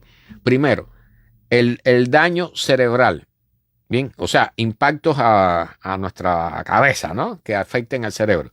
Hipertensión, depresión, diabetes, fumar, obesidad, niveles altos de colesterol, bajos niveles de actividad física, sedentarismo, ¿no? Demasiado alcohol, demasiado consumo de alcohol, bajo nivel de educación. Sobre esto hablamos hace unos programas atrás. Pérdida de escucha, pérdida de nivel de sensibilidad en el oído, aislamiento social y contaminación del aire, contaminación atmosférica, ¿sí? Entonces, ¿cuál es el problema con el Alzheimer? Que hay que prevenirlo muchos años antes de que comience a manifestar los síntomas. Entonces, han creado una palabra que, por supuesto, está en inglés, ¿bien? Cheer, cheer es como blindaje, ¿no? Pero en realidad lo que quiere decir es la primera letra de cada una de estas palabras. Sleep, que es dormir, prevención de golpes en la cabeza, ejercicio, learning, que es aprendizaje, y dieta. ¿Bien? Entonces, dentro de ellos separan aquí varios puntos de esta palabra, ¿bien? Para que las personas se acuerden de lo que tienen que hacer. ¿Bien? Sleep, que es dormir adecuadamente. O sea, dormir al menos 8 horas diarias. Entonces dicen que mantener hábitos saludables, hábitos de dormir saludables, bien, sería la palabra correcta, bien, ayuda a luchar contra la demencia. Bien. Entonces dicen que dormir adecuadamente apoya la función del cerebro, la memoria, dicho sea de paso, también el carácter, ¿no? Y, o sea, bueno, ahorita me acuerdo qué significa. Y el aprendizaje. Bien, o sea, y dicen que dormir de forma insuficiente, o sea, menos de 5 horas por noche, ¿sí? O tener un sueño de mala calidad, o sea, despertarse muy a menudo durante la noche, sobre todo en la mitad de nuestras vidas, o sea, a los 40, 50 años, incrementa los riesgos del decline cognitivo y la demencia.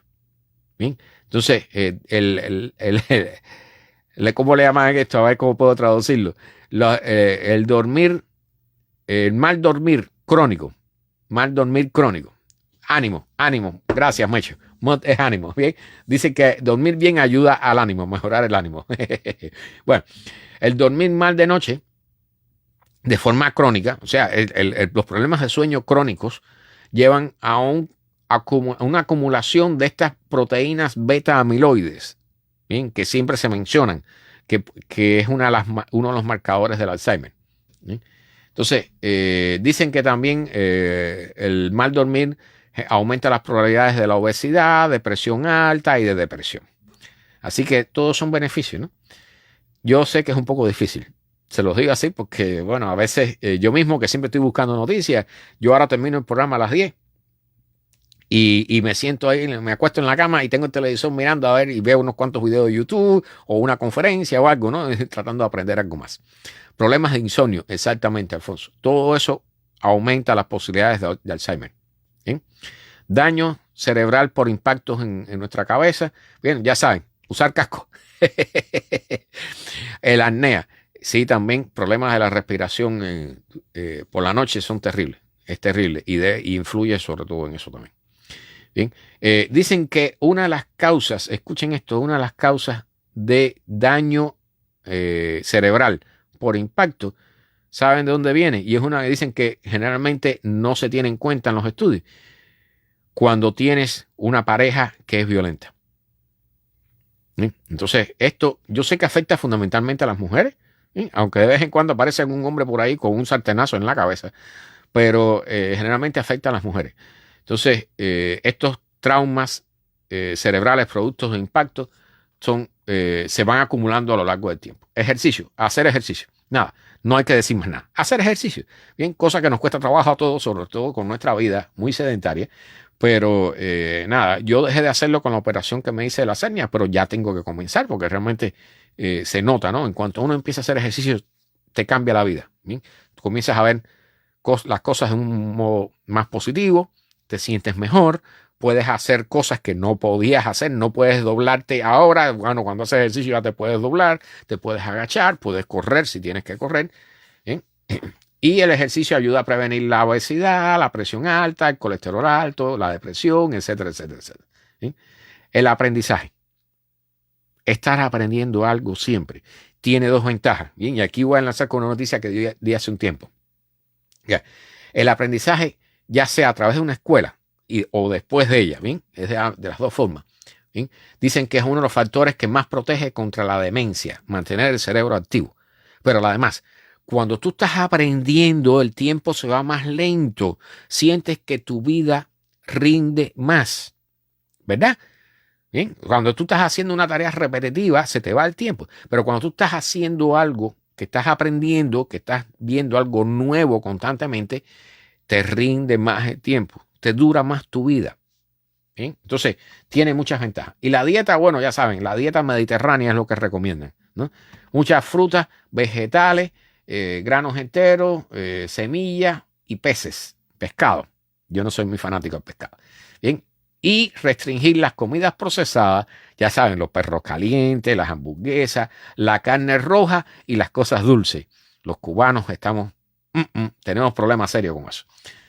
Bueno, me quedan aquí, estamos en tiempo. Bien, me quedan aquí unos cuantos cositas por tocar. Por supuesto, tenía que tocar el tema de la inteligencia artificial, lo voy a tocar brevemente. Bien. Ahora pone un comentario que tiene 2 puntos, ¿no? Uno es hacer ejercicios y no vivir con personas tóxicas. Lo entiendo totalmente, Mecho. Y se los digo así, yo he estado, iba a tocar el tema aquí hoy, pero decidí no hacerlo. Vi una charla sobre los problemas sexuales que tienen los matrimonios actuales, en la vida actual. Y es una señora que da la charla y está excelente. La charla está excelente, además de que tiene una parte humorística, ¿no? Pero realmente convivir con personas tóxicas, sea tu pareja o sean las personas que están en tu trabajo, en tu centro de trabajo o tu centro de estudio, es una forma de reducir la duración de tu vida, de generarte presión alta, de generarte estrés, depresión y por ahí para allá un montón de cosas más. Las personas tóxicas son un gran problema en nuestras vidas. Y a veces no es fácil encontrar el camino para salir de eso, ¿verdad? Bueno, el tema de la inteligencia artificial. Hay un especialista que pregunta, primero voy a tocar, o sea, hay un cómico, de estos cómicos que dan show por la noche, como ese que acaba de estar, el Jimmy que acaba de tener todo el tema que ha ocurrido en los últimos días.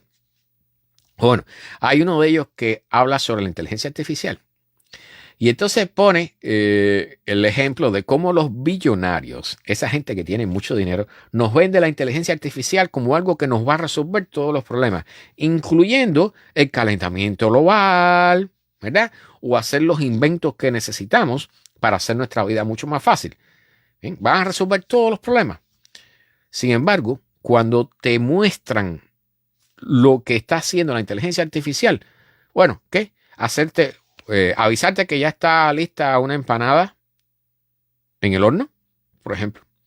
O generarte una canción o un poema que dicho sea de paso. O sea, todo eso es regurgitando lo que aprendieron, porque al final son modelos largos de lenguaje. Pero lo que me interesa darles como un punto breve y concreto es un señor que es de la Universidad de Oxford. No tengo el nombre por aquí, a ver si lo encuentro. Bueno, lo importante es que el señor dice, estos modelos largos de lenguaje no son otra cosa que un hackeo. O sea, no es otra cosa que un sistema, una máquina que ha leído, que se ha informado, que ha recolectado información y que después te la brinda como en forma de una respuesta a una pregunta que tú le hiciste. Entonces, nosotros no estamos claros cómo trabajan los sistemas de inteligencia artificial. Son lo que se llama una caja negra. Tú le das información por un lado y obtienes información por el otro. Lo que hay en el medio, nadie sabe cómo funciona eso. Bien, nosotros no sabemos. Lo estamos usando, pero no sabemos cómo funciona. Entonces, él pone la pregunta. Si estos modelos grandes de lenguaje, entre comillas, llamados inteligencia artificial, son algo que realmente tiene la posibilidad de resolver un problema o si es solamente algo que está haciendo una estadística y dándonos un resultado estadístico a una pregunta que le estamos haciendo. ¿Sí? O sea, una cosa es dar un resultado estadístico, o sea, por ejemplo, analizar tendencias, ¿sí? Y darnos un resultado en base a eso, y otra cosa es resolver un problema de forma creativa. Entonces, nosotros todavía no tenemos la capacidad de definir, al igual que no podemos definir qué cosa es la conciencia. Ahora estamos confundidos, entre otras cosas, porque es el interés de esas personas que son miembros de esas compañías, ¿sí? De que hay una confusión. Porque estos modelos largos de lenguaje, ¿cómo es que funcionan? ¿Bien? No sabemos exactamente dentro de la máquina cómo es que funcionan, pero sí sabemos que lo que hacen es adivinar, elegir la próxima palabra que debe ir detrás de la que dijeron antes. ¿Bien? Ir escribiendo una por una las palabras, ir enlazando, ir buscando la palabra que va detrás, la que tiene mayores posibilidades de ir allí. Eso a nosotros nos parece inteligente, pero a la misma vez este problema nos tiene que llevar a una pregunta. Es que yo me hago cada vez que escucho sobre esto. O sea, ¿será que estos modelos largos de lenguaje están actuando, están funcionando de la misma forma que funciona nuestro cerebro? O sea, vamos a virar la pregunta al revés. ¿Será que nuestro cerebro funciona de la misma forma que están funcionando estos modelos largos de lenguaje? Que nuestro cerebro también funcione buscando la palabra que viene detrás de la que dijo, creando una cadena de palabras. Entonces, yo sé que todo el mundo va a pensar, no, nosotros somos seres creativos, ¿no? Pero realmente a veces, cuando uno ve las respuestas, se confunde un poco, ¿sí? Porque hay respuestas que parecen sumamente inteligentes, pero no podemos olvidar que cada una de esas respuestas es resultado de cosas que ha escrito otro ser humano y que ese modelo de lenguaje ha leído y ha adquirido como conocimiento. Bien. Manuel opina, nosotros somos también un modelo de lenguaje. Si no tenemos la información, no podemos crear. Y yo estoy de acuerdo contigo. Y por eso es que hago esa pregunta. ¿Bien? O sea, esa es la forma de plantearlo. Realmente, Mauricio desde Costa Rica, buenas noches. ¿Hasta qué punto nuestra creatividad, que es una de las cosas que yo les digo, yo más valoro del ser humano, hasta qué punto nuestra creatividad es realmente creatividad y no será algo parecido a lo que nos ofrecen estos modelos de lenguaje? ¿Bien? Yo sé que ninguno de estos personajes se va a hacer esa pregunta porque no nos conviene, porque entonces nos rebaja a nosotros a algo que ya estamos logrando con tecnología y que, dicho sea de paso, entonces la famosa inteligencia artificial o superinteligencia artificial que se igualaría a nosotros estaría mucho más cerca de lo que pensamos. ¿Bien? Bueno, vamos en camino a las noticias finales. La semana pasada hablamos sobre un tema que yo sé que le interesa a casi todo el mundo, los famosos ovnis, UFOs, objetos volantes no identificados.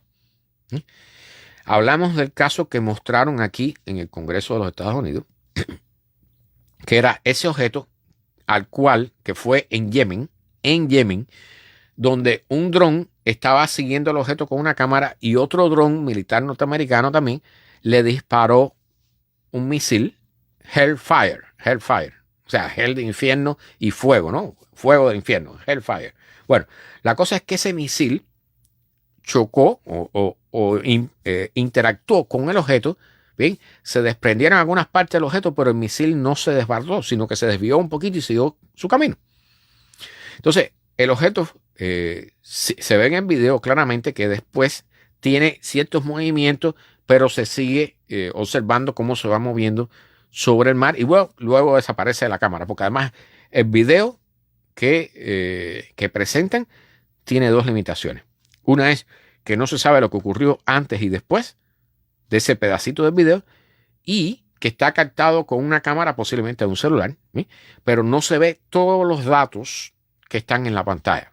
O sea, estas pantallas de los drones tienen datos numéricos allí, la altura, la velocidad, la distancia, una serie de cosas, ¿sí? Entonces, hay datos ahí que no están bien claros. Pero este caso de este UFO, OVNI, o como quieran llamarle, UAP, como es la denominación moderna que le ha puesto el Congreso aquí en los Estados Unidos y el Pentágono, ¿sí? Este caso se hizo famoso porque era sumamente extraño. ¿Cuál es el problema con este misil? ¿Sí? Hellfire. Es un misil que no lleva explosivos. Bueno, supuestamente, ¿no? Según el tipo que dijeron ellos.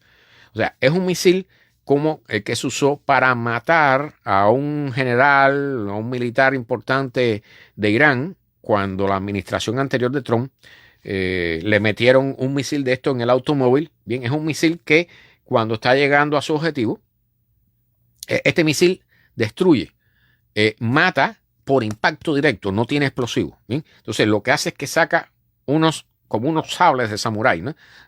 Varias hélices, varias de estas cosas que parecen sables de samurái que empiezan a dar vueltas, y eso es lo que mata a la persona. Bueno, lo hacen, ya saben, un puré, ¿no? Un picadillo. ¿Sí?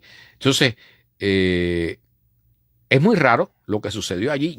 Hasta yo me quedé confundido porque realmente, bueno, por una parte no entiendes lo que está pasando porque no tienes idea de muchas cosas importantes, datos importantes que faltan allí. Pero lo curioso del caso es que el misil interactúa con el objeto, pero no se destruye.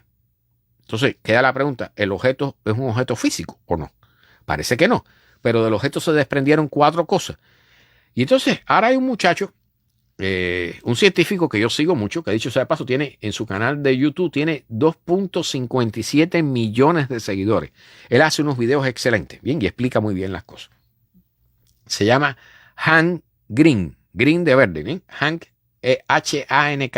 Se pueden suscribir a su canal si quieren. Bueno, él es muy bueno y hizo un video sobre esto. Y me salió ayer casualmente. Y él dice, me siento muy mal, es el título del video, me siento muy mal debunking, o sea, desarmando estos videos sobre UFOs. Y él lo dice, está claro para todo el que sepa un poco, se tiene que dar cuenta que lo que estamos viendo aquí no es un UFO, no es un UAP o un OVNI, es un globo. ¿Y cómo él justifica eso? Bueno, es facilito. O sea, un misil, cualquiera que sea, para el misil, el objeto puede existir mientras sea lo suficientemente grande. Estamos hablando de un globo como los que llenan de helio, que son enormes. Hay globos que son realmente enormes. ¿Bien? Y entonces, estos globos que tienen baja presión, ¿bien? No es algo que vaya a explotar cuando tú interactúas con ellos. Por ejemplo, el famoso globo chino que estuvo sobrevolando aquí sobre los Estados Unidos hace, ¿cuánto fue? Hace un par de años atrás o 3 años. Bien, derribar un globo a gran altura no es fácil. Bien, en primer lugar, porque las balas lo atraviesan y no pasa mucho. Bien, casi no pierde gas. Por otra parte, si usas un misil, corres el riesgo, como ocurrió en este caso, de que el misil pase por ahí para allá y ni se entere. Porque el globo tiene una cubierta que es sumamente delgada, muy débil. ¿Ven? Exactamente, Radamés. Es como, parece una gelatina, pero en realidad es un globo. ¿Sí? Entonces, el muchacho hace el análisis y lo explica muy bien. Y realmente cuando te lo explican, tú te das cuenta, caramba, eso es un globo. ¿Qué pudiera ser un globo meteorológico? Pudiera ser. ¿Pudiera ser un globo de espía? Bueno, yo dudo mucho porque ahí en Yemen, en toda esa zona, hay tanta guerra, hay tantos lanzamientos, y tantas cosas ahí, tantos tiroteos, que yo dudo muchísimo que allí hayan cosas volando allí por mucho tiempo, ¿no? Pero la otra pregunta que viene detrás de ese planteamiento es, ¿qué sentido tiene gastar un misil que cuesta decenas de miles de dólares para derribar un globo? Entonces, el globo de aquí, de los Estados Unidos, el globo chino que sobrevoló los Estados Unidos, también lo derribaron con un misil. En ese caso era un misil que explotaba, ¿no? Pero ese globo tenía debajo de él toda una estructura metálica enorme con antenas, sistemas de grabación, sistemas de satélite, Wi-Fi, toda una serie de cosas, cámaras y todo eso, que sí realmente ofrecía resistencia, que ofrecía la posibilidad al misil de detectar y de impactar con algo y explotar y destruirlo. Pero lo que es el globo como tal, hay una historia aquí en los Estados Unidos hace decenas de años de un aviador que trató de derribar un globo, ¿bien? Y prácticamente no pudo. Le costó muchísimo trabajo, porque por muchos disparos que tú le hagas al globo, a menos que el globo esté lleno de hidrógeno, de un gas combustible y se incendie, si está lleno de helio, que es un gas inerte, no pasa nada. Entonces, este objeto que vimos en Yemen, o sea, este video tan raro, cuando te lo explican adecuadamente, te das cuenta que realmente no hay nada interesante ahí, excepto el hecho de que malgastaron un misil para tratar de derribar un globo.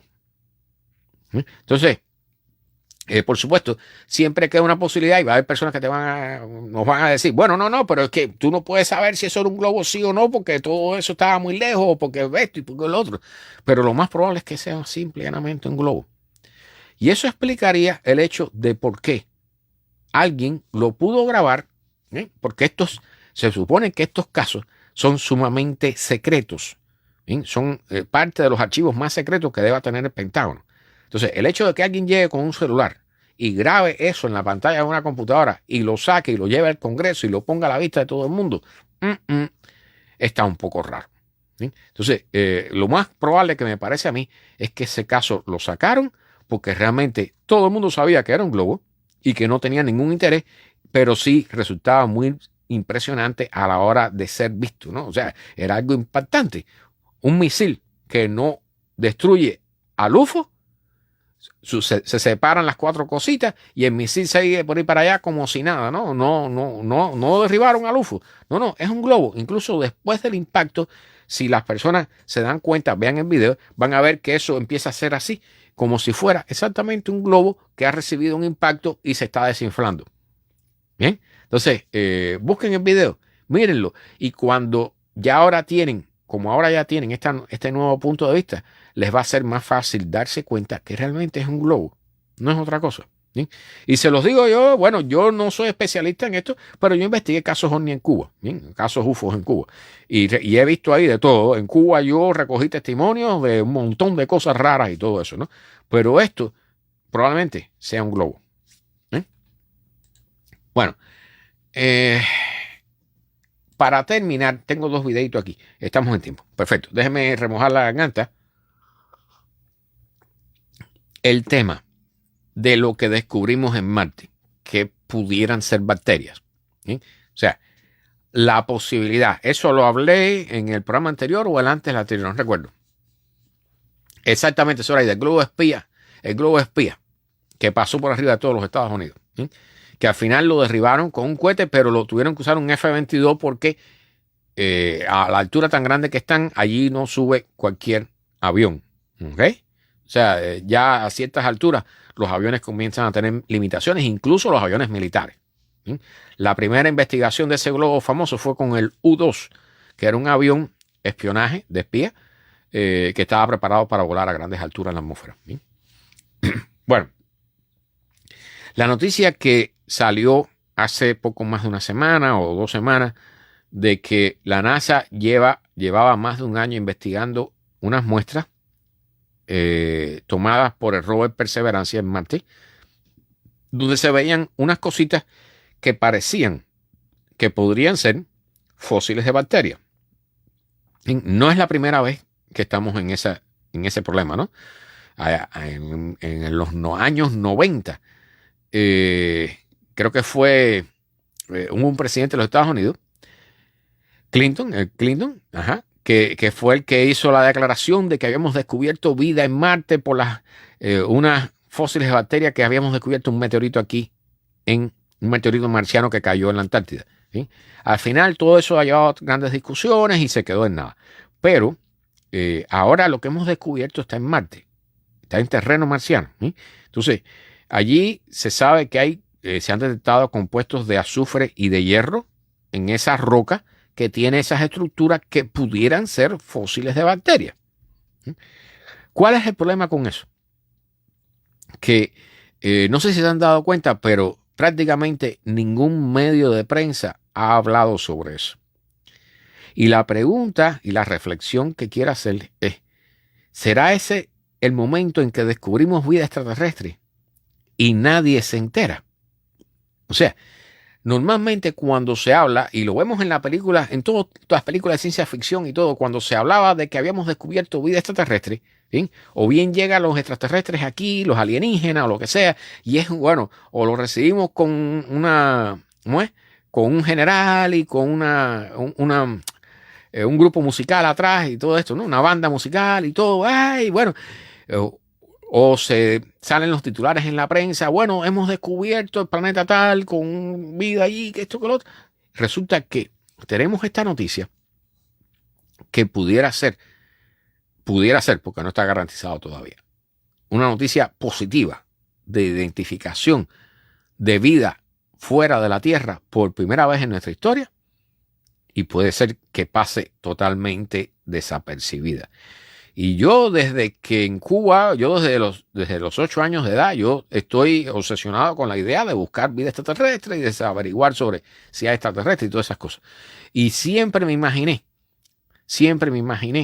que sería muy probable que el día que se diera la noticia, saldría en algunos medios de prensa y después la gente seguiría con su vida como si nada. ¿Sí? Radamés está mencionando ahí AH80, era el meteorito Alan Hills, ALH 84001, es el número, Radamés, ALH 84001, Alan Hills, descubiertos en las colinas Alan Hill de la Antártida en 1982, exactamente, Radamés. Pues me parece que estamos demostrando que realmente a nosotros no nos interesa encontrar vida extraterrestre. Nosotros lo que nos interesa es encontrar a alguien que nos salve de los problemas que tenemos. ¿Sí? Y eso es una tendencia tan arraigada en nuestra mente que incluso en este caso, o sea, el mensaje es: descubrimos bacterias o fósiles de bacterias, no nos van a resolver ningún problema. Por lo tanto, no nos interesa. Y esta noticia tan importante que es para, no sé, es para que todo el mundo se maravillara y dijera, bueno, se interesara, y bueno, vamos a esperar a ver qué pasa si la NASA dice que sí son o si no son, o vamos a obligar al gobierno, vamos a pedirle al gobierno, todo el mundo, que realmente genere una misión para ir a traer las muestras aquí y poder analizarlas realmente aquí en la Tierra.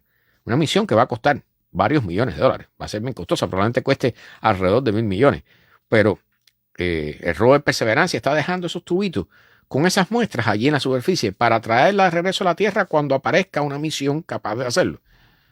Pero no nos interesa, porque realmente, a menos que aparezcan allí hombrecitos verdes y que tengan una tecnología que nos interesara a nosotros, no nos interesa. Son bacterias, son fósiles, que se queden ahí tranquilitos. ¿Bien? Para personas como yo y como ustedes que no escuchan esto, sí, probablemente todo nos interese la noticia.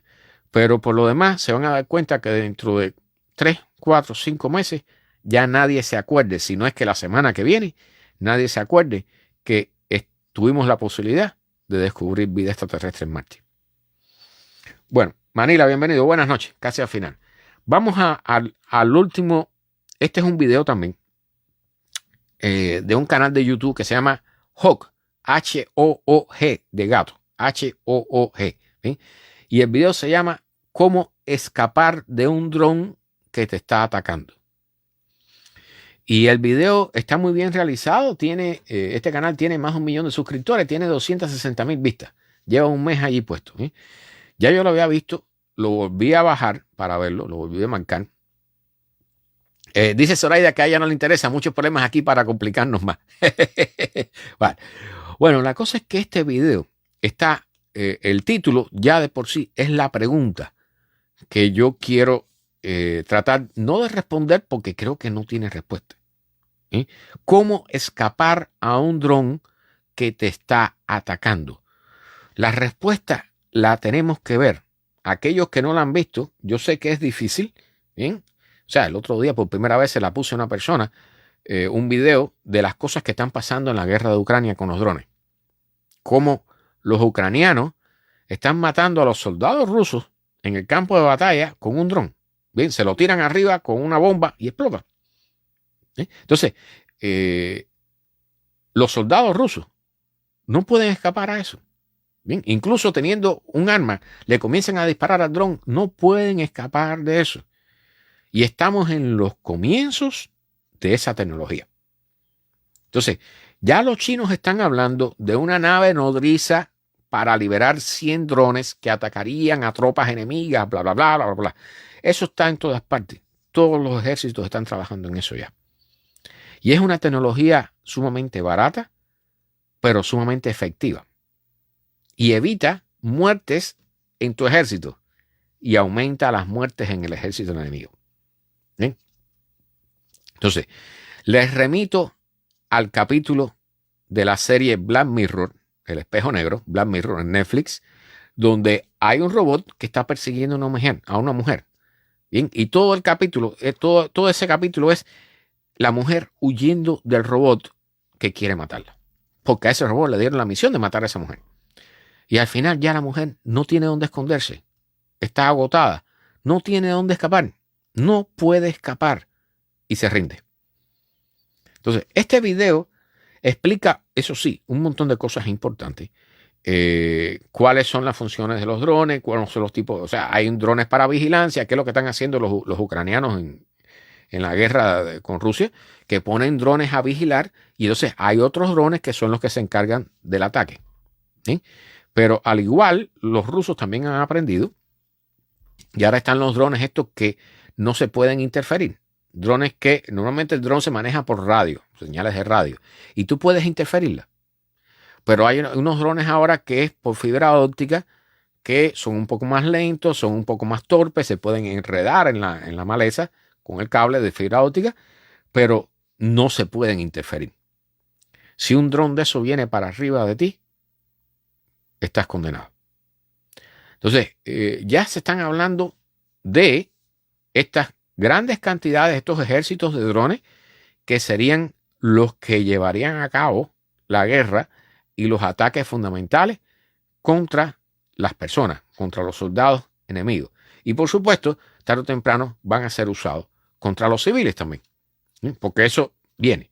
Y en el momento en que la inteligencia artificial, cualquiera que ésta sea, ya sea un modelo largo de lenguaje o una superinteligencia real que lleguemos a desarrollar, ¿bien? Cuando esa inteligencia artificial tenga la capacidad de controlar estos ejércitos de drones, vamos a estar en serios problemas. Pero serios problemas. Porque un ser humano no puede escapar a un dron que viene armado, que trae, digamos, una bomba y que puede volar a 60 millas, 100 kilómetros por hora. Tú no puedes escapar de eso ni en un automóvil, ni en una motocicleta, como se está viendo en la guerra de Ucrania. Para los que tengan duda de eso, busquen videos de la guerra de Ucrania, particularmente los ataques con drones, y van a ver la efectividad que, dicho sea de paso, da miedo. Da miedo ver eso. Además de que es algo que es desagradable porque está vinculada a la muerte de una persona y todo eso. Pero la tecnología da miedo. Y esos drones están en la mano de cualquiera. O sea, los que Ucrania está desarrollando para su guerra, ¿sí? Hay un grupo de personas allí que están dedicados a eso. Pero drones los hay a borbotones en todas partes del planeta. Y cuando la inteligencia artificial se conecte con eso, porque la vamos a conectar con eso tarde o temprano, bien, ya sea por la vía civil o por la vía militar. Y probablemente va a ser primero por la vía militar. Una vez que todo ese círculo se cierre, la humanidad va a estar en serios problemas. Dice Radamés, Terminador, cuarta parte. Sí, como la película, exactamente la película del Terminador. Exactamente, Zoraida. Los inventos para matarnos unos a otros continúan. Hay un video que está en inglés, pero está muy, no voy a decir cómico, está muy curioso. Donde un señor opinando, ¿no? Como si fuera un extraterrestre. Miren los humanos, miren, inventaron la rueda y eso les permite avanzar y moverse mucho más rápido. Lo están usando como un arma. Y miren, inventaron los aviones. Qué bueno, van a poder viajar más rápido a lo largo de todo el planeta y conectarse y comunicarse. Están usando como un arma. Bueno, mira, descubrieron la energía nuclear. Van a poder viajar a otras estrellas. Lo están usando para bombas atómicas. Entonces, realmente nosotros evidentemente no aprendemos. Y mientras haya personas que su negocio sea la guerra, y mientras haya políticos que mantener su posición implique comenzar una guerra, como lo estamos viendo ahora mismo en Ucrania, ¿sí? Porque Putin se está sosteniendo, sabe que su cabeza está segura mientras mantenga la guerra. ¿Sí? El día que se acabe la guerra de Ucrania, Putin estará muerto. Así de sencillo, a mano de su propia gente. ¿sí? Y eso sucede en muchas partes del planeta. ¿Sí? Hay muchos países, incluyendo, por ejemplo, en África, ¿sí? Eso que bueno, da lástima, da lástima. ¿Sí? Entonces, nosotros estamos en el camino de crear o enlazar estas tecnologías, inteligencia artificial, drones y todo lo demás que nosotros tenemos como arma. Y ese va a ser un momento crítico para la humanidad. ¿Sí? Yo no quisiera estar vivo para esa época. Dice Radamés, se repetirá la historia de Marte que se autodestruyó. Bueno, Marte tenía condiciones para la vida hace 3.500 millones de años. Ahora es un desierto. Lo cierto es que nosotros no estamos en un buen camino. ¿Sí? Para aquel que quiera, les repito, el que quiera ver el video, les enseña algunas cosas sobre cómo identificar los drones, cómo huir ante un dron o protegerte hasta cierto punto. Pero es prácticamente, en la medida que la tecnología avance, va a ser prácticamente imposible. ¿Sí? Pero nunca está de más informarse. Busquen el video How to Escape, cómo escapar un dron si te ataca, del canal de YouTube HOOG. Hawk. ¿Sí? Allí es un video breve, dura ¿cuánto? 10 minutos. ¿Sí? Así que es bien breve, pero explica muy bien. Está diseñado a la forma como los Estados Unidos hacían videos durante la Segunda Guerra Mundial. ¿Sí? Está interesante, vale la pena verlo. ¿Sí? Pero no pierdan de vista, o sea, lo que explica está bastante oscuro. ¿Sí? Y da miedo, da miedo. Bien, vamos a dejarlo aquí. Creo que la garganta me dio para las 2 horas. Gracias a todos por acompañarme en este viaje de siempre de los miércoles por la noche con todo tipo de noticias de ciencia y tecnología. Gracias por los likes, por los corazoncitos. Recuerden que todas estas charlas se quedan grabadas aquí en Facebook durante 30 días y después se borran, pero se quedan de forma permanente en Spotify en forma de podcast, en mi canal personal de YouTube que se llama Astro Heredero, Heredero con H, todo seguido, Astro Heredero. Bien, ahí están en forma de podcast, en forma de audio y lo pueden escuchar mientras van manejando hacia el trabajo.